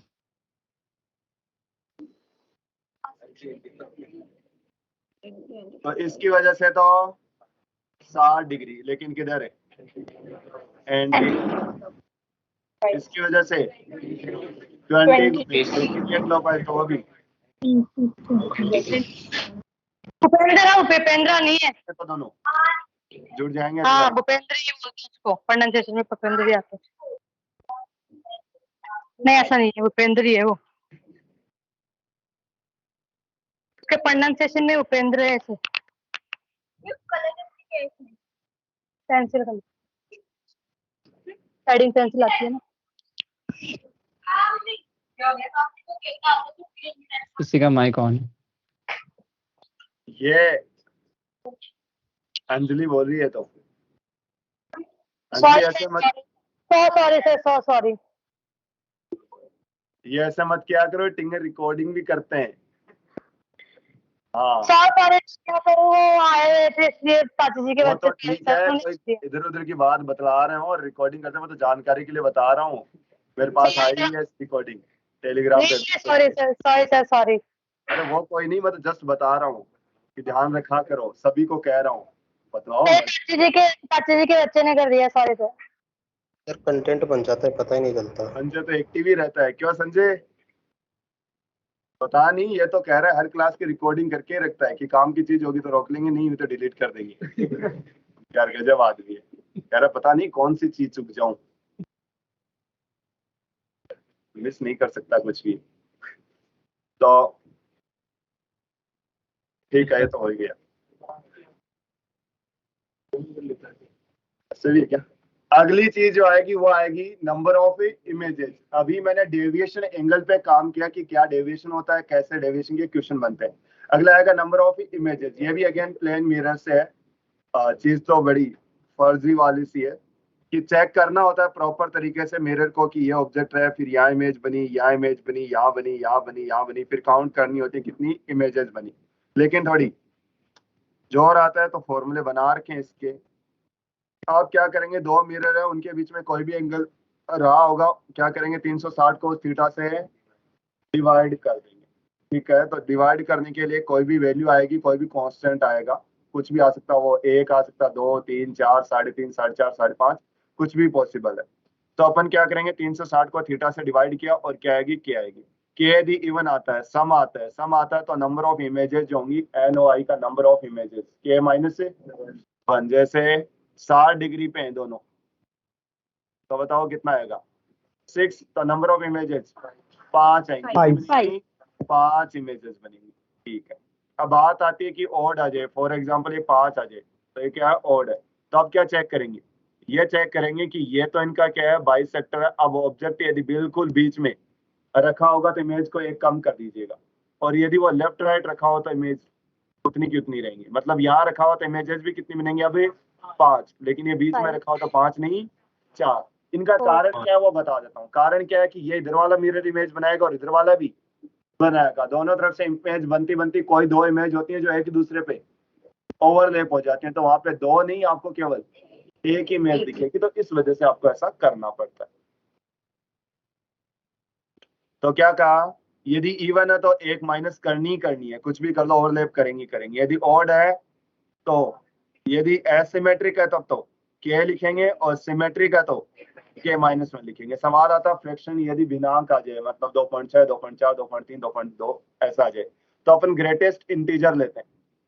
अब आपको ग्रेटेस्ट इंटीजर हो सकता है ना पता चले, कोई बात नहीं, आप कोई भी जो भी है उसका क्या बना देंगे, आप इंटीजर बना देंगे। अब इंटीजर बनाने के 2 है, या तो 2 बनेगा या 3 बनेगा। इस टाइप के बन सकते हैं। तो अपने को वो इंटीजर लेना जो के से क्या हो, कम हो। तो बताओ कौन सा कम। दो ले। इसी को ग्रेटेस्ट इंटीजर कहते हैं मैथमेटिक्स में, लेकिन वही की क्लिक नहीं हो रहा तो कोई बात नहीं है, जो भी आपके पास फ्रैक्शन आता है उसका क्या लेंगे अपन, इंटीजर लेंगे। क्या लेंगे, लेकिन वो इंटीजर के से छोटा होना चाहिए।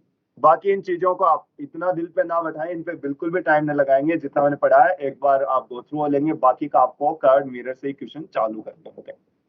ऐसा नहीं कि इमेज पे हम तो डेप्थ में जा रहे हैं, जो चीज काम की नहीं है उस पर तो जान लगा रहे हैं, आगे काम का उस पर देख भी नहीं रहे। तो नंबर ऑफ इमेजेस क्या करेंगे, 360 को थीटा से भाग देंगे, कोई वैल्यू आएगी। यदि सम है तो एक माइनस कर दो, विषम है तो सेम भी हो सकते हैं, एक कम भी हो सकते हैं। सेम होंगी एसिमेट्रिक हो और एक कम होगी सिमेट्रिक। यदि फ्रैक्शन आ रहा है तो आप इंटीजर ले लो, लेकिन वो क्योंकि इमेज ऐसे तो है नहीं, आधी में, ढाई में, 3 इमेज होंगी तो 3 4 5 6 1 2 ऐसे होंगी, तो आप क्या करेंगे, इंटीजर लेकिन के से छोटे वाले। जैसे दो मिरर एक दूसरे के पैरेलल हो तो बनने वाली इमेजेस कितनी होंगी, इनफाइनाइट। फटाफट आपको बस पता होना चाहिए, ऐसा नहीं कि कितनी इमेज बनेंगी, इनफाइनाइट इमेज। वो मिरर पैरेलल है, अब नाई की दुकान पे जाइए, इमेज में इमेज इमेज में इमेज आगे बनती जाती है तो इनफाइनाइट इमेज बन जाती है, लेकिन आगे की इमेज आप देख नहीं पाएंगे। दो कारण है, एक तो अपनी आंखों पे बनने वाला कोण छोटा हो जाएगा, इस वजह से रिजोल्विंग पावर दिक्कत आएगी, और एक दूसरी बार बार रिफ्लेक्शन होने से इंटेंसिटी कम हो जाती है, तो लास्ट वाली इमेजेस की इंटेंसिटी नहीं रह पाती, तो आपको कुछ ही इमेज दिखती है, ऐसा नहीं कि अनगिनत इमेज दिखती रहेंगी। यदि दो एक दूसरे के पैरेलल है, फॉर्मूले से बाहर देखें तो 360 डिवाइड बाय 90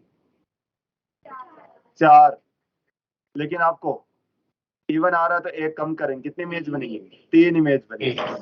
तो अपन यदि ऑब्जेक्ट रखा हो तो इससे बनने वाली इमेज 3 होंगी, 1 2 3, ठीक है।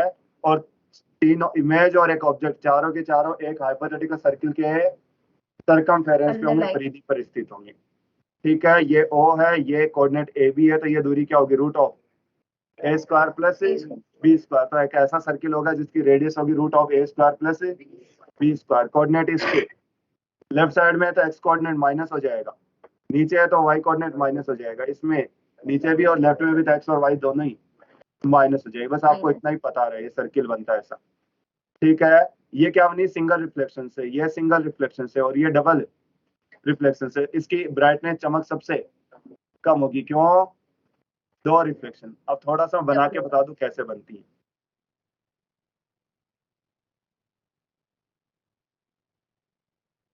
ये ऑब्जेक्ट रखा, देखो एक तो आप ऐसे गिरा दो वापस चली जाएगी, इसके अलावा जहां मर्जी आप और एक और कम से कम चाहिए तो एक तो या तो मैं ऐसे गिराऊंगा या फिर ऐसे, ये वाली तो लौट के वापस चलेगी। ये रे कभी भी इसके ऊपर इंसिडेंट नहीं होगी, तो अगली इमेज में इसकी कोई भागीदारी नहीं है। लेकिन ये रे ऐसे मिलेंगी तो यहाँ क्या बनाएंगे, इमेज मान लो ये I1 है, ये रे रिफ्लेक्ट होके वापस इस पे जाएगी। अब कोई एक ही तो है नहीं, बहुत सारी रे ऐसे होंगी जो रिफ्लेक्ट होके वापस ऐसे जाएंगी। तो अपन क्या करेंगे कि ये रिफ्लेक्ट होके गई और रिफ्लेक्ट होने के बाद में ऐसे जाएगी, इसको यदि पीछे बढ़ाएंगे तो क्या बनेगी, एक और इमेज। या फिर मैं ऐसे कह दूं कि ये ऑब्जेक्ट जो है, अच्छा ये वाली तो एक बार ये तो बना दूंगा, सॉरी हाँ एक बार इसकी तो बना दो, तो इसकी बनाएंगे तो ये गई और ये वापस चली गई, ये क्या बनाएगी यहाँ पे, I2 बना, ठीक है। चलो तो ये एक बार सीधी आई, इससे I1 बन गई, सीधी आई इससे I2 बन गई, इसको कहेंगे सिंगल रिफ्लेक्शन, और इसको भी सिंगल रिफ्लेक्शन। अब ये जो यहाँ पे रे आई है, ये भी तो टकरा के ये इस पे गई और ये वापस चली गई, इनको पीछे बढ़ाएंगे तो ये बनेगी I3। तो देखो पहला रिफ्लेक्शन, और फिर अब एक और रे ले लीजिएगा,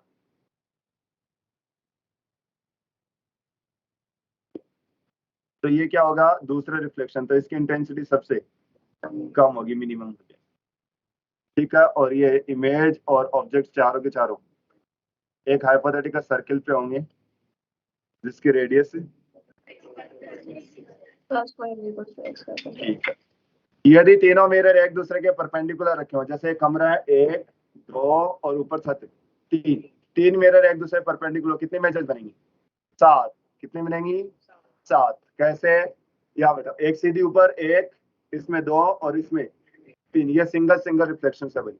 फिर देखना इसके और इसके कॉर्नर में बीच में बनेगी चौथी, इसके और इसके कॉर्नर में पांचवी, फिर इसके और ऊपर वाले कॉर्नर में बनेगी छठी, और एक तीनों के कोने में बनेगी सातवीं। तो कैसी इमेज कितनी इमेज बनेगी? 7। सबसे कम ब्राइट कौन होगी? जो बिल्कुल कोने बनी। समझ गए होंगे? 7 ही। तो ऐसे आप ड्रेसिंग सिस्टम में मतलब उसमें ट्रायल रूम में जाके देखोगे आप किसी भी मॉल वगैरह के, तो आपको ऐसे से आपको देखने को मिल जाएगी। बस करते वहां पे 2 मिरर, 3 तो नहीं दिखेंगे, 2 तो आपको दिख ही जाते हैं, साइड में लगे हुए हैं, तो एकदम चिपके हुए हैं, तो कॉर्नर में देखना आपको एक और इमेज दिखाई देगी। ठीक है, तो मैंने ऐसे कह रहा था कि ये इमेज तब बन पा रही थी जब रिफ्लेक्ट होके ऐसे जा रही। इसका मतलब ये नहीं है जैसे ये, तो ये समझाने के लिए कि जैसे इसमें क्या थी, रिफ्लेक्ट होके इधर चली जाएगी, ये तो कभी भी दूसरे मिरर पे नहीं पहुंचेगी, और ये भी मिरर पे नहीं पहुंचेगी, तो इससे 1 और 2 यही बन पाएंगे, बीच वाली इमेज नहीं बन पा रही। क्यों? क्योंकि एक से टकरा के दूसरे तक नहीं पहुंच पा रही। जैसे ये एक क्वेश्चन है, इसमें मैंने क्या कर दिया, 3 मिरर लगा दिए ऐसे, और ऑब्जेक्ट यहाँ पे रख दिया, एक से x है, ये y है और ये z है, मतलब डिस्टेंस लगा रखी। यदि x y z तीनों सेम हो जाए, वैसे देखो 2 मिरर से कितनी इमेज बनती है? 60 डिग्री पे हो तो 360 बाई 60 6, लेकिन एक कम तो 5 बनेगी, तो इससे 5 5 और ये कितनी 15। लेकिन ये कैसे भूल सकते हैं कि इमेज ऐसे हो सकता है, इत्तेफाक से यहाँ पे इमेज बन गई, तो दोनों की तीनों की ओवरलैप होगी, तो 3 इमेज सीधी कम होगी, और ऐसा ही होगा। यदि क्या हो जाए, ये एक्स वाई जेड सेम हो जाए, तो 3 माइनस कर दो, कितनी इमेज बनेंगी टोटल? 12। यदि क्या कह रहा है, एक्स वाई तो सेम है लेकिन वाई जेड सेम नहीं है, तो ये दोनों सेम है, ये और ये, तो यहाँ वाली इमेज ये वाली तो ओवरलैप हो जाएंगी, बाकी ओवरलैप नहीं होगी, तो एक कम तो कितनी इमेज बनेंगी? 14 इमेज बनेंगी, और यदि कोई भी बराबर नहीं है तो टोटल इमेज 15। तो यहाँ से भी आपको ये कॉन्सेप्ट सीखना था, नंबर ऑफ इमेजेस, और थोड़ा सा आगे क्या, इन छोटी छोटी चीजों से अपनी ज्योमेट्री थोड़ी थोड़ी स्ट्रांग होने लग जाती है, ऐसा लगता है कि हाँ अपन कुछ जानते हैं इससे। तो कैसे चेक करते हैं अपने? 360 को थीटा से डिवाइड करते हैं, यदि वो इवन आता है तो और सेम भी हो सकता है, और एक कम भी। सेम कब होंगी? एसिमेट्री। एक कम कब करेंगे? सिमेट्री को। समझ जाएंगे?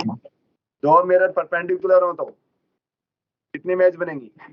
3, और 3 मिरर परपेंडिकुलर हो तो 7 इमेज बनेगी। इसके बाद आता है फील्ड ऑफ व्यू, दर्शय क्षेत्र। ये क्या चीज है? ये काल्पनिक दुनिया होती है। जैसे अभी बात करो, अपने गेट की तरफ एक यहाँ पे ग्लास लगा हुआ है, दिख रहा है? उसके बाहर बहुत कुछ होगा, बोले इधर रूम भी है, 6 नंबर रूम है, इधर 5 नंबर है, यहाँ पे आसपास वो रखे हुए हैं, काउंटर भी रखे हुए हैं, और भी कुछ होगा। लेकिन आपको यहाँ से देखते हो, उसमें से किसी को कुछ दिख रहा हो, किसी को, मेरे को तो कुछ नहीं दिख रहा है, वो छोटी सी दीवार दिख रही है। तो आपको दिख रहा है उस गिलास में से? चलिएगा, पिंटू को पोस्टर दिख रहा है, तेरे को पोस्टर दिख रहा है? नहीं दिख रहा। तुम्हें रूम नंबर 6 दिख रहा होगा? अच्छा, तुम्हें तो हाइट की वजह से नहीं दिख रहा। हाँ, तो इनके ठीक सामने आ गए, दिख रहा है? चलिए, तो देखो, इनको रूम नंबर 6 दिख रहा है, तेरे को रूम नंबर 6 दिख रहा है? ऐसे तेरे को दिख रहा है? नहीं। अब बात ये है कि देखो, रूम नंबर 6 भी है, रूम नंबर 5 भी है, वहां पे वो पोस्टर भी है, वो एसी भी लगी हुई है, सब चीजें हैं, लेकिन सबको वो सब चीजें दिखाई नहीं दे रही। तो वो एक काल्पनिक दुनिया, ऐसे लगता है कि उस शीशे से देख पाते हैं, वही आपके लिए दुनिया है, इसके अलावा आप कुछ भी नहीं देख पा रहे। बट बात है, बहुत कुछ है, वो है फील्ड ऑफ व्यू। मतलब 2 चीज होती, एक तो अपनी आंखें कितने फील्ड में देख पाती है, और एक ही है उस ऑब्जेक्ट को किस किस फील्ड में देख पाती। जैसे अपनी आंखें ऐसे हूं तो मैं क्या करूंगा, इतना देख पा रहा हूं, यहां तक देख पा रहा हूं, वाह, बकरी के बराबर की होगी। कहते हैं बकरी जो है वो काफी दूर तक देख पाती, पीछे तक, इसलिए उसकी आंख जो है वो थोड़ी ऐसे होती है। देखो, उसके आंख देखना आप कभी जाके, अपने जो होता है वो क्या होता है, एकदम सर्कुलर होता है, लेकिन उनके सर्कुलर नहीं, आपको थोड़ा इलिप्टिकल दिख रहा होगा, देखा कभी? तो ऐसा इसलिए वो ज्यादा दूर तक, हालांकि बाकी भी पशुओं के साथ ये होता है, वो भी देख पाते हैं, जिनका इलिप्टिकल होगी वो आगे तक देख पाते हैं। हाँ अच्छा तू कहाँ तक देख पाता है? पीछे भी देख लेता है ऐसे। अच्छा पूरी गर्दन घुमानी पड़ती है तेरे ये और दिक्कत उल्लू और की तरह। ये भी सुना बंद हो जाएगी। मगरमच्छ वाली से हालत हो जानी है? मगरमच्छ के खुद को पूछ को वो छेड़ते रहो, वो कर ही नहीं सकता कुछ क्योंकि मुड़ नहीं पाता। घ्योरा, you know घ्योरा?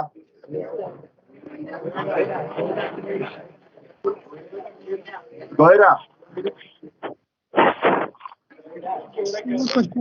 Big form of छिपकली।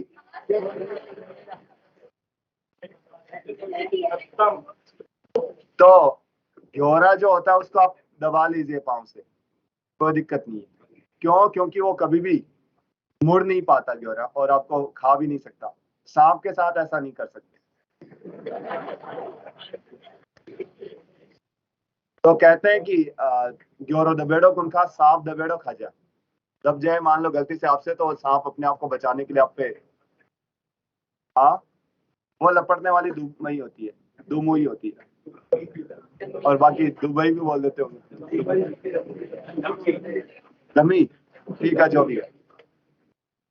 हाँ तो बात वो नहीं थी, बात ये थी कि मुड़ने की। घ्योरा कहते हैं कि तार जो होती है बहुत ही ऐसी कमजोर होती है, छोटे से पत्थर की उसके एकदम निशाना बांध के तार पे मार दो, पटक दे मर जाता है। हाँ जैसे तुमने सर इसको घ्योरा क्या मारे क्या घ्योरा होता है? ऐसे फेंक के।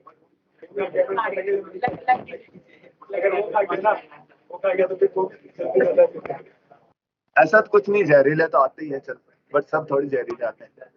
सर घ्योरा क्या होता है? 80% सांप जो होते हैं वो जहरीले नहीं होते, you know?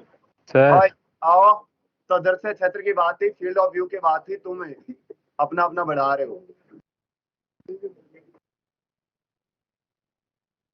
तो फील्ड ऑफ व्यू, मान लीजिएगा कि यहाँ पे मिरर रखा हुआ है, ठीक है, सामने मिरर रखा हुआ, मैं मिरर में देख, तो मैं अपने आप को भी देख पा रहा हूँ, कभी कभी दूसरे को भी देख लेते हैं, और कभी कभी ऐसी सिचुएशन आ रही है खुद की इमेज तो नहीं दिखती लेकिन दूसरों की इमेज दिख जाती है। तो ये क्या कारण है? अगेन क्या है? फील्ड ऑफ व्यू की दिक्कत है कि उसके फील्ड ऑफ व्यू में हो या नहीं। जैसे ये कि मिरर है, ये रखा मैंने ऑब्जेक्ट, अब ऑब्जेक्ट से रह गई एक ही क्यों, बहुत सारी गई ऐसे, बाकी का और भी जा रही है।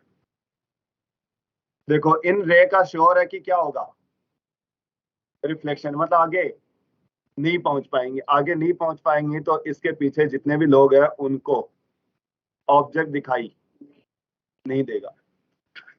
क्लियर है? चलिएगा, ये रे आगे पहुंच पाएगी, ये भी पहुंच पाएगी, ये भी पहुंच पाएगी, ये भी पहुंच पाएगी, मतलब इतनी डिस्टेंस में जो भी जो इंसान है उनको सबको कौन दिखेगा? ऑब्जेक्ट दिख रहा होगा। अब ये तो बात की, मैं ऑब्जेक्ट की बात करूंगा अभी इमेज की। इमेज कब देख पाएंगे अपन? जब अपनी आंखों पे क्या पहुंचे?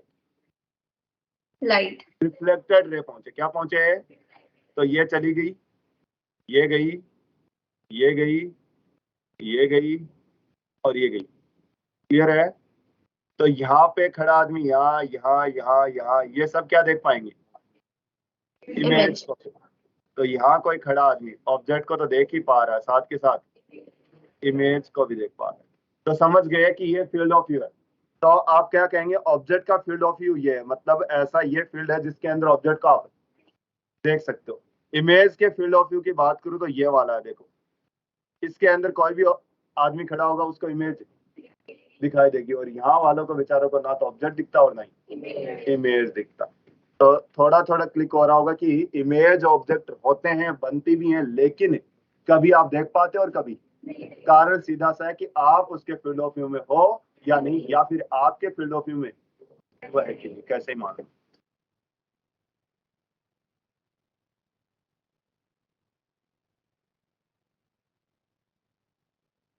ठीक है, तो मैंने ऐसे कहा जैसे मिरर यहाँ पे ये ऑब्जेक्ट है तो श्योर है इमेज यहीं बनेगी, आपको इसमें कोई भी बट नहीं लगाना है कि सर मिरर तो यहाँ तो इमेज यहाँ क्यों, यहाँ बना दे ना जी, जितने पे ऑब्जेक्ट है वहीं पे इमेज बनेगी। तो बात ये इमेज को कौन देख पाएगा? तो ये गई रिफ्लेक्ट होके, ये गई और रिफ्लेक्ट हो गई। यहाँ खड़े होंगे उन्हीं के पास रिफ्लेक्टेड रे मिलेंगी, बाकी को कोई भी रिफ्लेक्टेड रे नहीं मिलेंगी। इसका मतलब है कि मिरर यदि ऐसे रखा हो तो यहाँ पे ये वाला इंसान जो है वो तो इमेज देख पा रहा है, बाकी का ये इमेज नहीं देख पा रहा। तो कई बार ऐसे धोखा भी हो जाता है, अपने को लग रहा है कि अपनी दर्पण में इमेज नहीं बन रही, लेकिन कोई दूसरा आराम से दर्शन कर पा रहा है। तो बड़ा सतर्क रहना आपको, कोई भी देख सकता है। हाँ, दिशा ही मत रखो, ये भी ठीक है।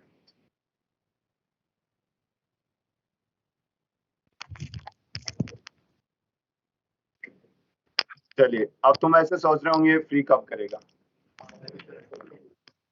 सोचते रहो तो यही काम थोड़ी है तुम सोचो और मैं बताऊं।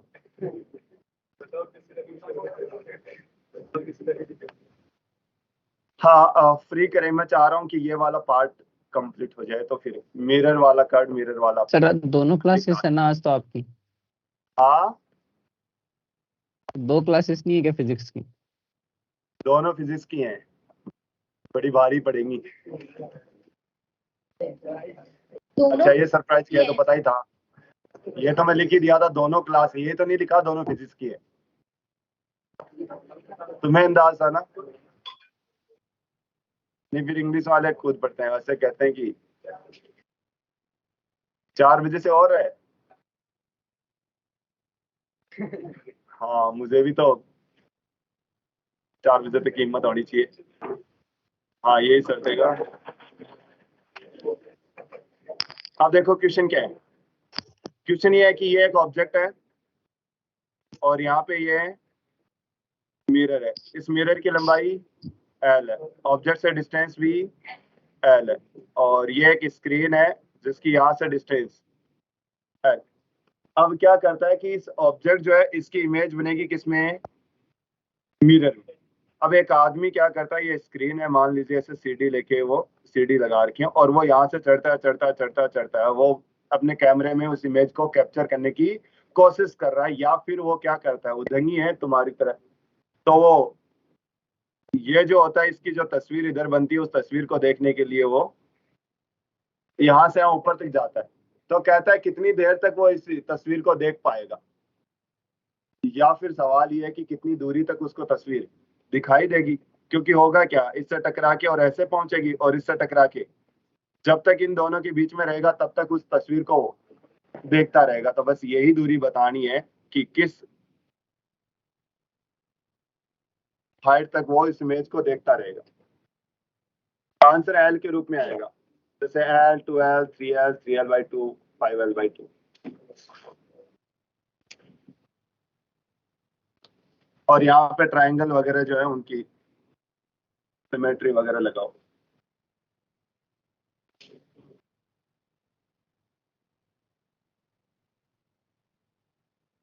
KVPY वाले तो ध्यान रखें, उनके यही सिलेबस आएगा ज्यादा, प्लेन मिरर से।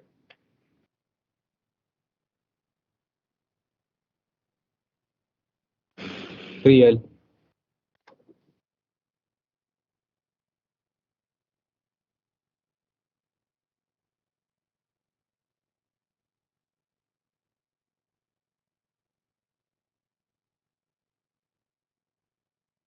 सर क्या टाइम तक क्लास ले रहे हो आप?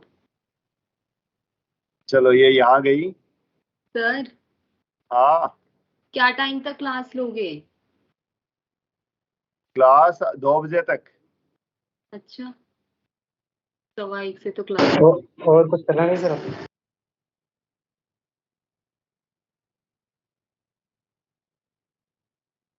ना ना, वो तो बेचारी को दूसरी क्लास लेने में जाना है, इसलिए पूछती है।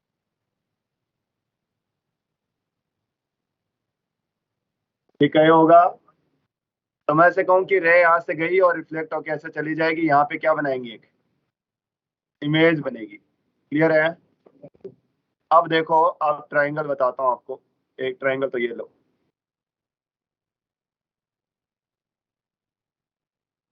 दिखा, वाह। और दूसरा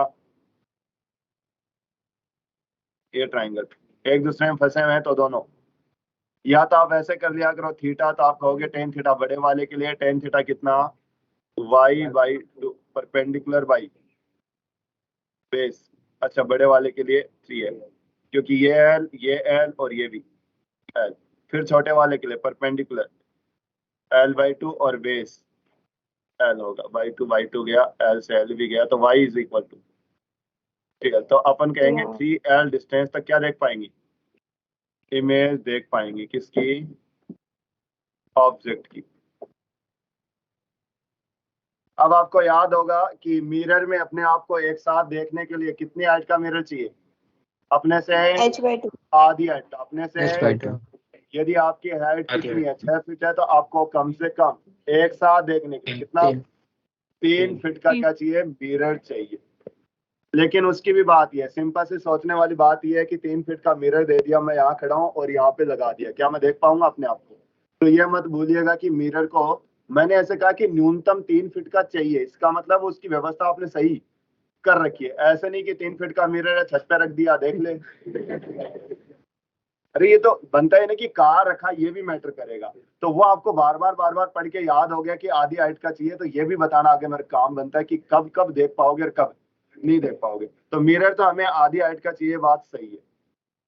कैसे है, अब ये चीजें इतने टाइम में बताने की नहीं होती। तो अब ये क्या, अपनी आंख जो है उसकी मान लो नीचे से ऊंचाई कितनी है, h है, तो मिरर जो है नीचे वाले सिरे की ऊंचाई कितनी होनी चाहिए, h/2 पे। मान लो मेरी आंख जो है यहाँ पे है कितने पे, 160 सेंटीमीटर पे, नीचे से कितने पे, तो मिरर का नीचे वाला सिरा कितने पे होना चाहिए, 80 सेंटीमीटर पे। तो 80 से चालू होगा, फिर जाने दीजिएगा कि 6 फीट का चाहिए, तो मतलब 3 का चाहिए तो 3 फीट तक जाता रहेगा, लेकिन नीचे वाले सिरे को फिक्स करना होगा।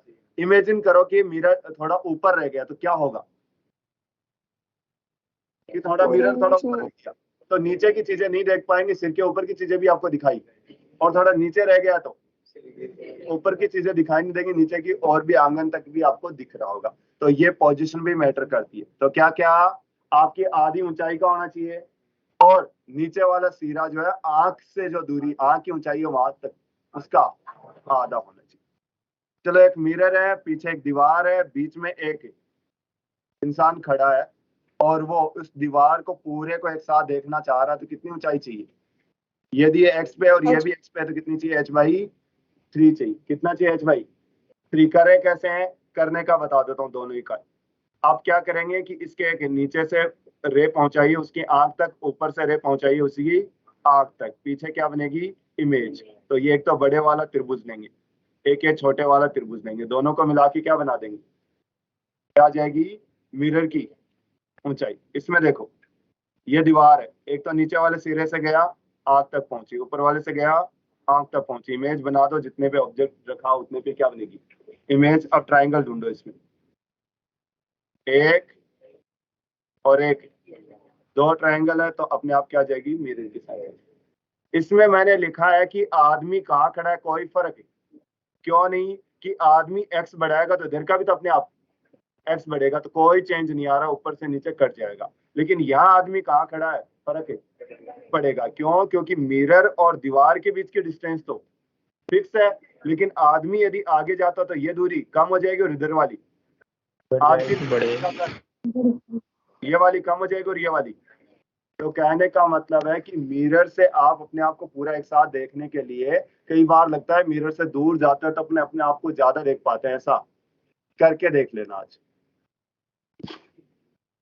अब चौक या कोयला लेना, अब मिरर रखना घर में, और पहले देखना, मान लो आपको यहाँ से यहाँ, तो यहाँ से और यहाँ तक कोयला लगा लेना, अरे चौक तो हो ना हो।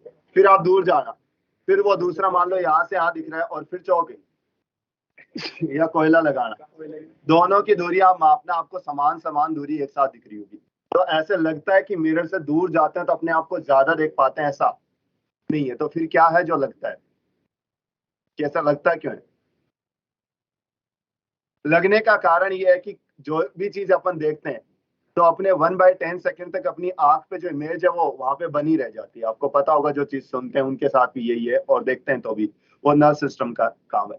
तो 1/10 सेकंड तक अपने वो इमेज बनी रहती है। तो अपन क्या कर रहे हैं, उसके बाद दूसरी तीसरी, तो पूरी इमेज अपने को लगता है एक साथ सेट होगी, तो अपने को लगता है अपने आप को पूरा देख लिया। जिनके घर में ड्रेसिंग नहीं है, क्या उसने अपने आप को कभी नहीं देखा पूरा?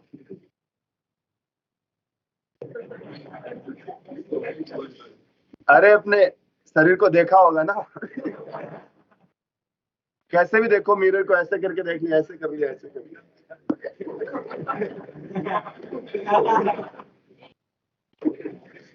एक साथ नहीं देख पा रहे। तो वही है, जो मिरर से दूर जाते हो तो आप क्या करते हो, पहले थोबड़ा देख लिया, फिर तो ऐसे अपने आप को पूरा देख लेते हैं।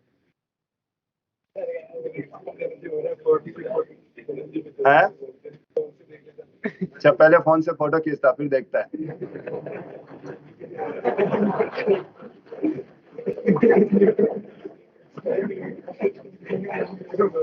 वाह, ये बच्चे बढ़िया है। इसके डिलीट भी कर दिया। नोट पे आइए, यदि मिरर को आप काट दिया जाए तो उस वजह से मिरर की साइज छोटी हो जाएगी, तो आपको लग रहा है कि इमेज की पोजीशन चेंज हो जाएगी। इमेज अभी भी वैसे वही बनेगी, लेकिन उसकी तीव्रता, इंटेंसिटी थोड़ी, इंटेंसिटी कम हो जाएगी। मतलब इतनी रे गिरी नहीं रही उस पर, तो इतनी क्लियर इमेज भी नहीं बनेगी। तो आपको कई बार कहता है मिरर को इतना ब्लैक पेपर लगा दिया, टूट गया मिरर, तो क्या होगा? तो इमेज तो वैसे की वैसी बनेगी, लेकिन इंटेंसिटी डाउन हो जाएगी। इसलिए अपन जितना बड़ा मिरर होगा उतना ही साफ सुथरा। तो नाई की दुकान पे जाते हैं तो अपने को थोड़ा क्लियर दिखता है। कभी कभी अपने को ऐसा लग रहा होता है अपन ठीक से ही दिख रहे होते हैं, फिर आप जब उसके कोई खरीदने जाते हैं कपड़े वपड़े और ट्रायल वाले रूम में जाते हैं, तब वो थोड़ा इतना क्लोज से दिखता है ना, तब समझ में आता है कि नहीं बहुत ही बेहुदे हो रखे हैं। नाई की दुकान पे जाते हैं तो उस टाइम मतलब इतना लगता है कि अब तो कटिंग हो ही जानी चाहिए। इत्तेफाक मान लो किसी वजह से नाई ने कह दिया कि आज नहीं कटिंग होगी, तो आप अपने आप को बहुत बुरा लगने लग जाते हो। हालांकि ये चीज होती है, आप जूते खरीदने दुकान पे चले जाओ और अपने पुराने जूते पहन के चले जाओ, आपको अपने वाले जूते ऐसे लगेंगे कभी नहीं पहनूंगा इनको। ऐसा होता है क्या? नहीं होता। इसका मतलब तुम पुराने होने से पहले नए खरीद लेती होगी है? हाँ, और भर रही है, थप्पड़ मारूंगा ऐसे ऐसे। इनको जाके देख तू, नीचे से ये कलर देख तू, ये जो व्हाइट कलर आया होगा, इसको जो तूने गोल्डन ब्राउन कर रखा है ना,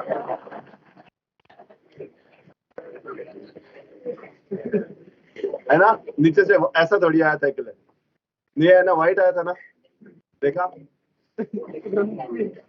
है? हम गंदों की बात कर रहे हैं, लेकिन तुम्हें तो गंदों का गंदा भी नहीं पता चलता कि गंदे हो रखे। और ना बगल वाली को देख तू, जो पीटी शूज मतलब गुलाबी कलर करके जो पहन के बेचारी।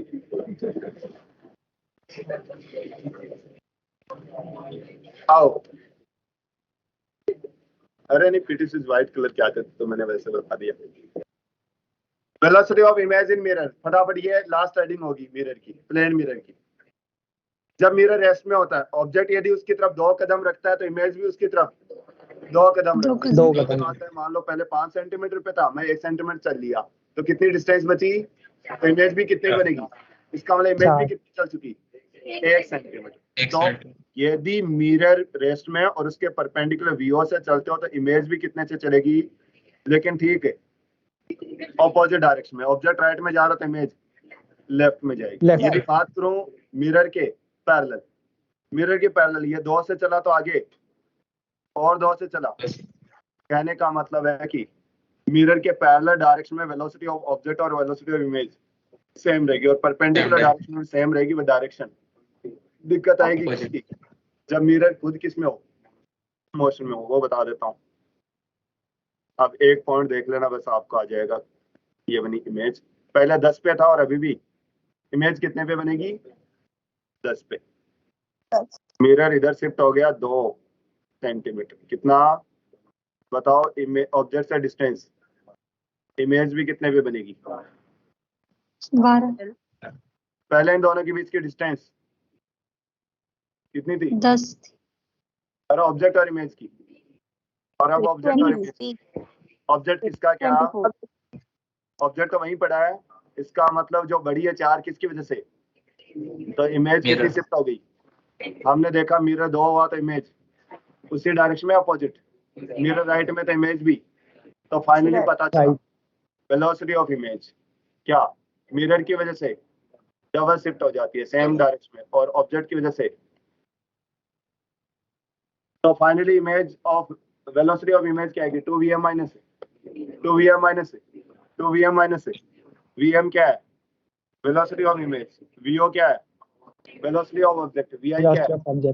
इमेज की वेलोसिटी। क्लियर है? ये किसके है? परपेंडिकुलर। पैरेलल तो अभी भी कहानी वही रहेगी। कहने का मतलब है मिरर ऊपर नीचे जाने से क्या हुआ, ऑब्जेक्ट गया तो इमेज हमेशा यही बनेगी, कोई फर्क नहीं पड़ेगा। जैसे फॉर्मेलिटी के लिए आपको ऐसा क्वेश्चन दिया जाता है, पहले आप बता दो वेलोसिटी ऑफ इमेज, बताओ जी फॉर ग्राउंड है, वेलोसिटी ऑफ इमेज बताओ कितनी होगी? 10 वी आई बता दो जल्दी जल्दी जल्दी जल्दी। 2vm minus VO. आई जे लगा देना, आई जे लगा देना, सही पता चल जाएगा। आई जे लगाओ। 2vm minus -8 VM minus I cap minus v o -8 I cap. -8 I cap -8 I cap. जोड़ना क्यों Minus नहीं आता? 8 पेन cap. चलाओ। 2vm माइनस वीओ लगाओ, क्या होगी? -8। 8 I इसका मतलब cap इमेज किधर जाएगी? 8 सेंटीमीटर पर सेकंड से कहाँ पे? Left side. कहाँ जाएगी? लेफ्ट साइड में जा रही है। Velocity of image with respect to mirror कैसे निकालोगे?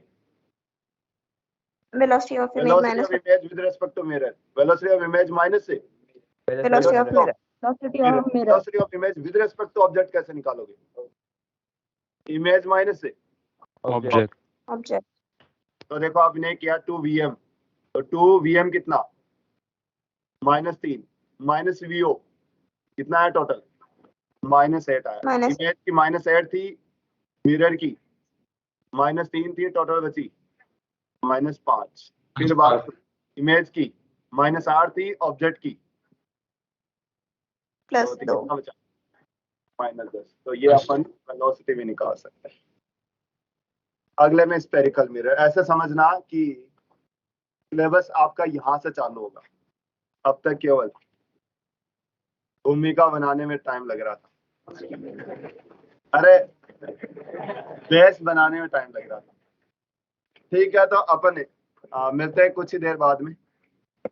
28 हो गई है, 40 सॉरी ना ना ना ना ना ना ना 50 हाँ मतलब आप 40 पे 45 चालू हो जाना, मेरे 45 पे पहुंचना होगा। बट आप बैठे रहिएगा।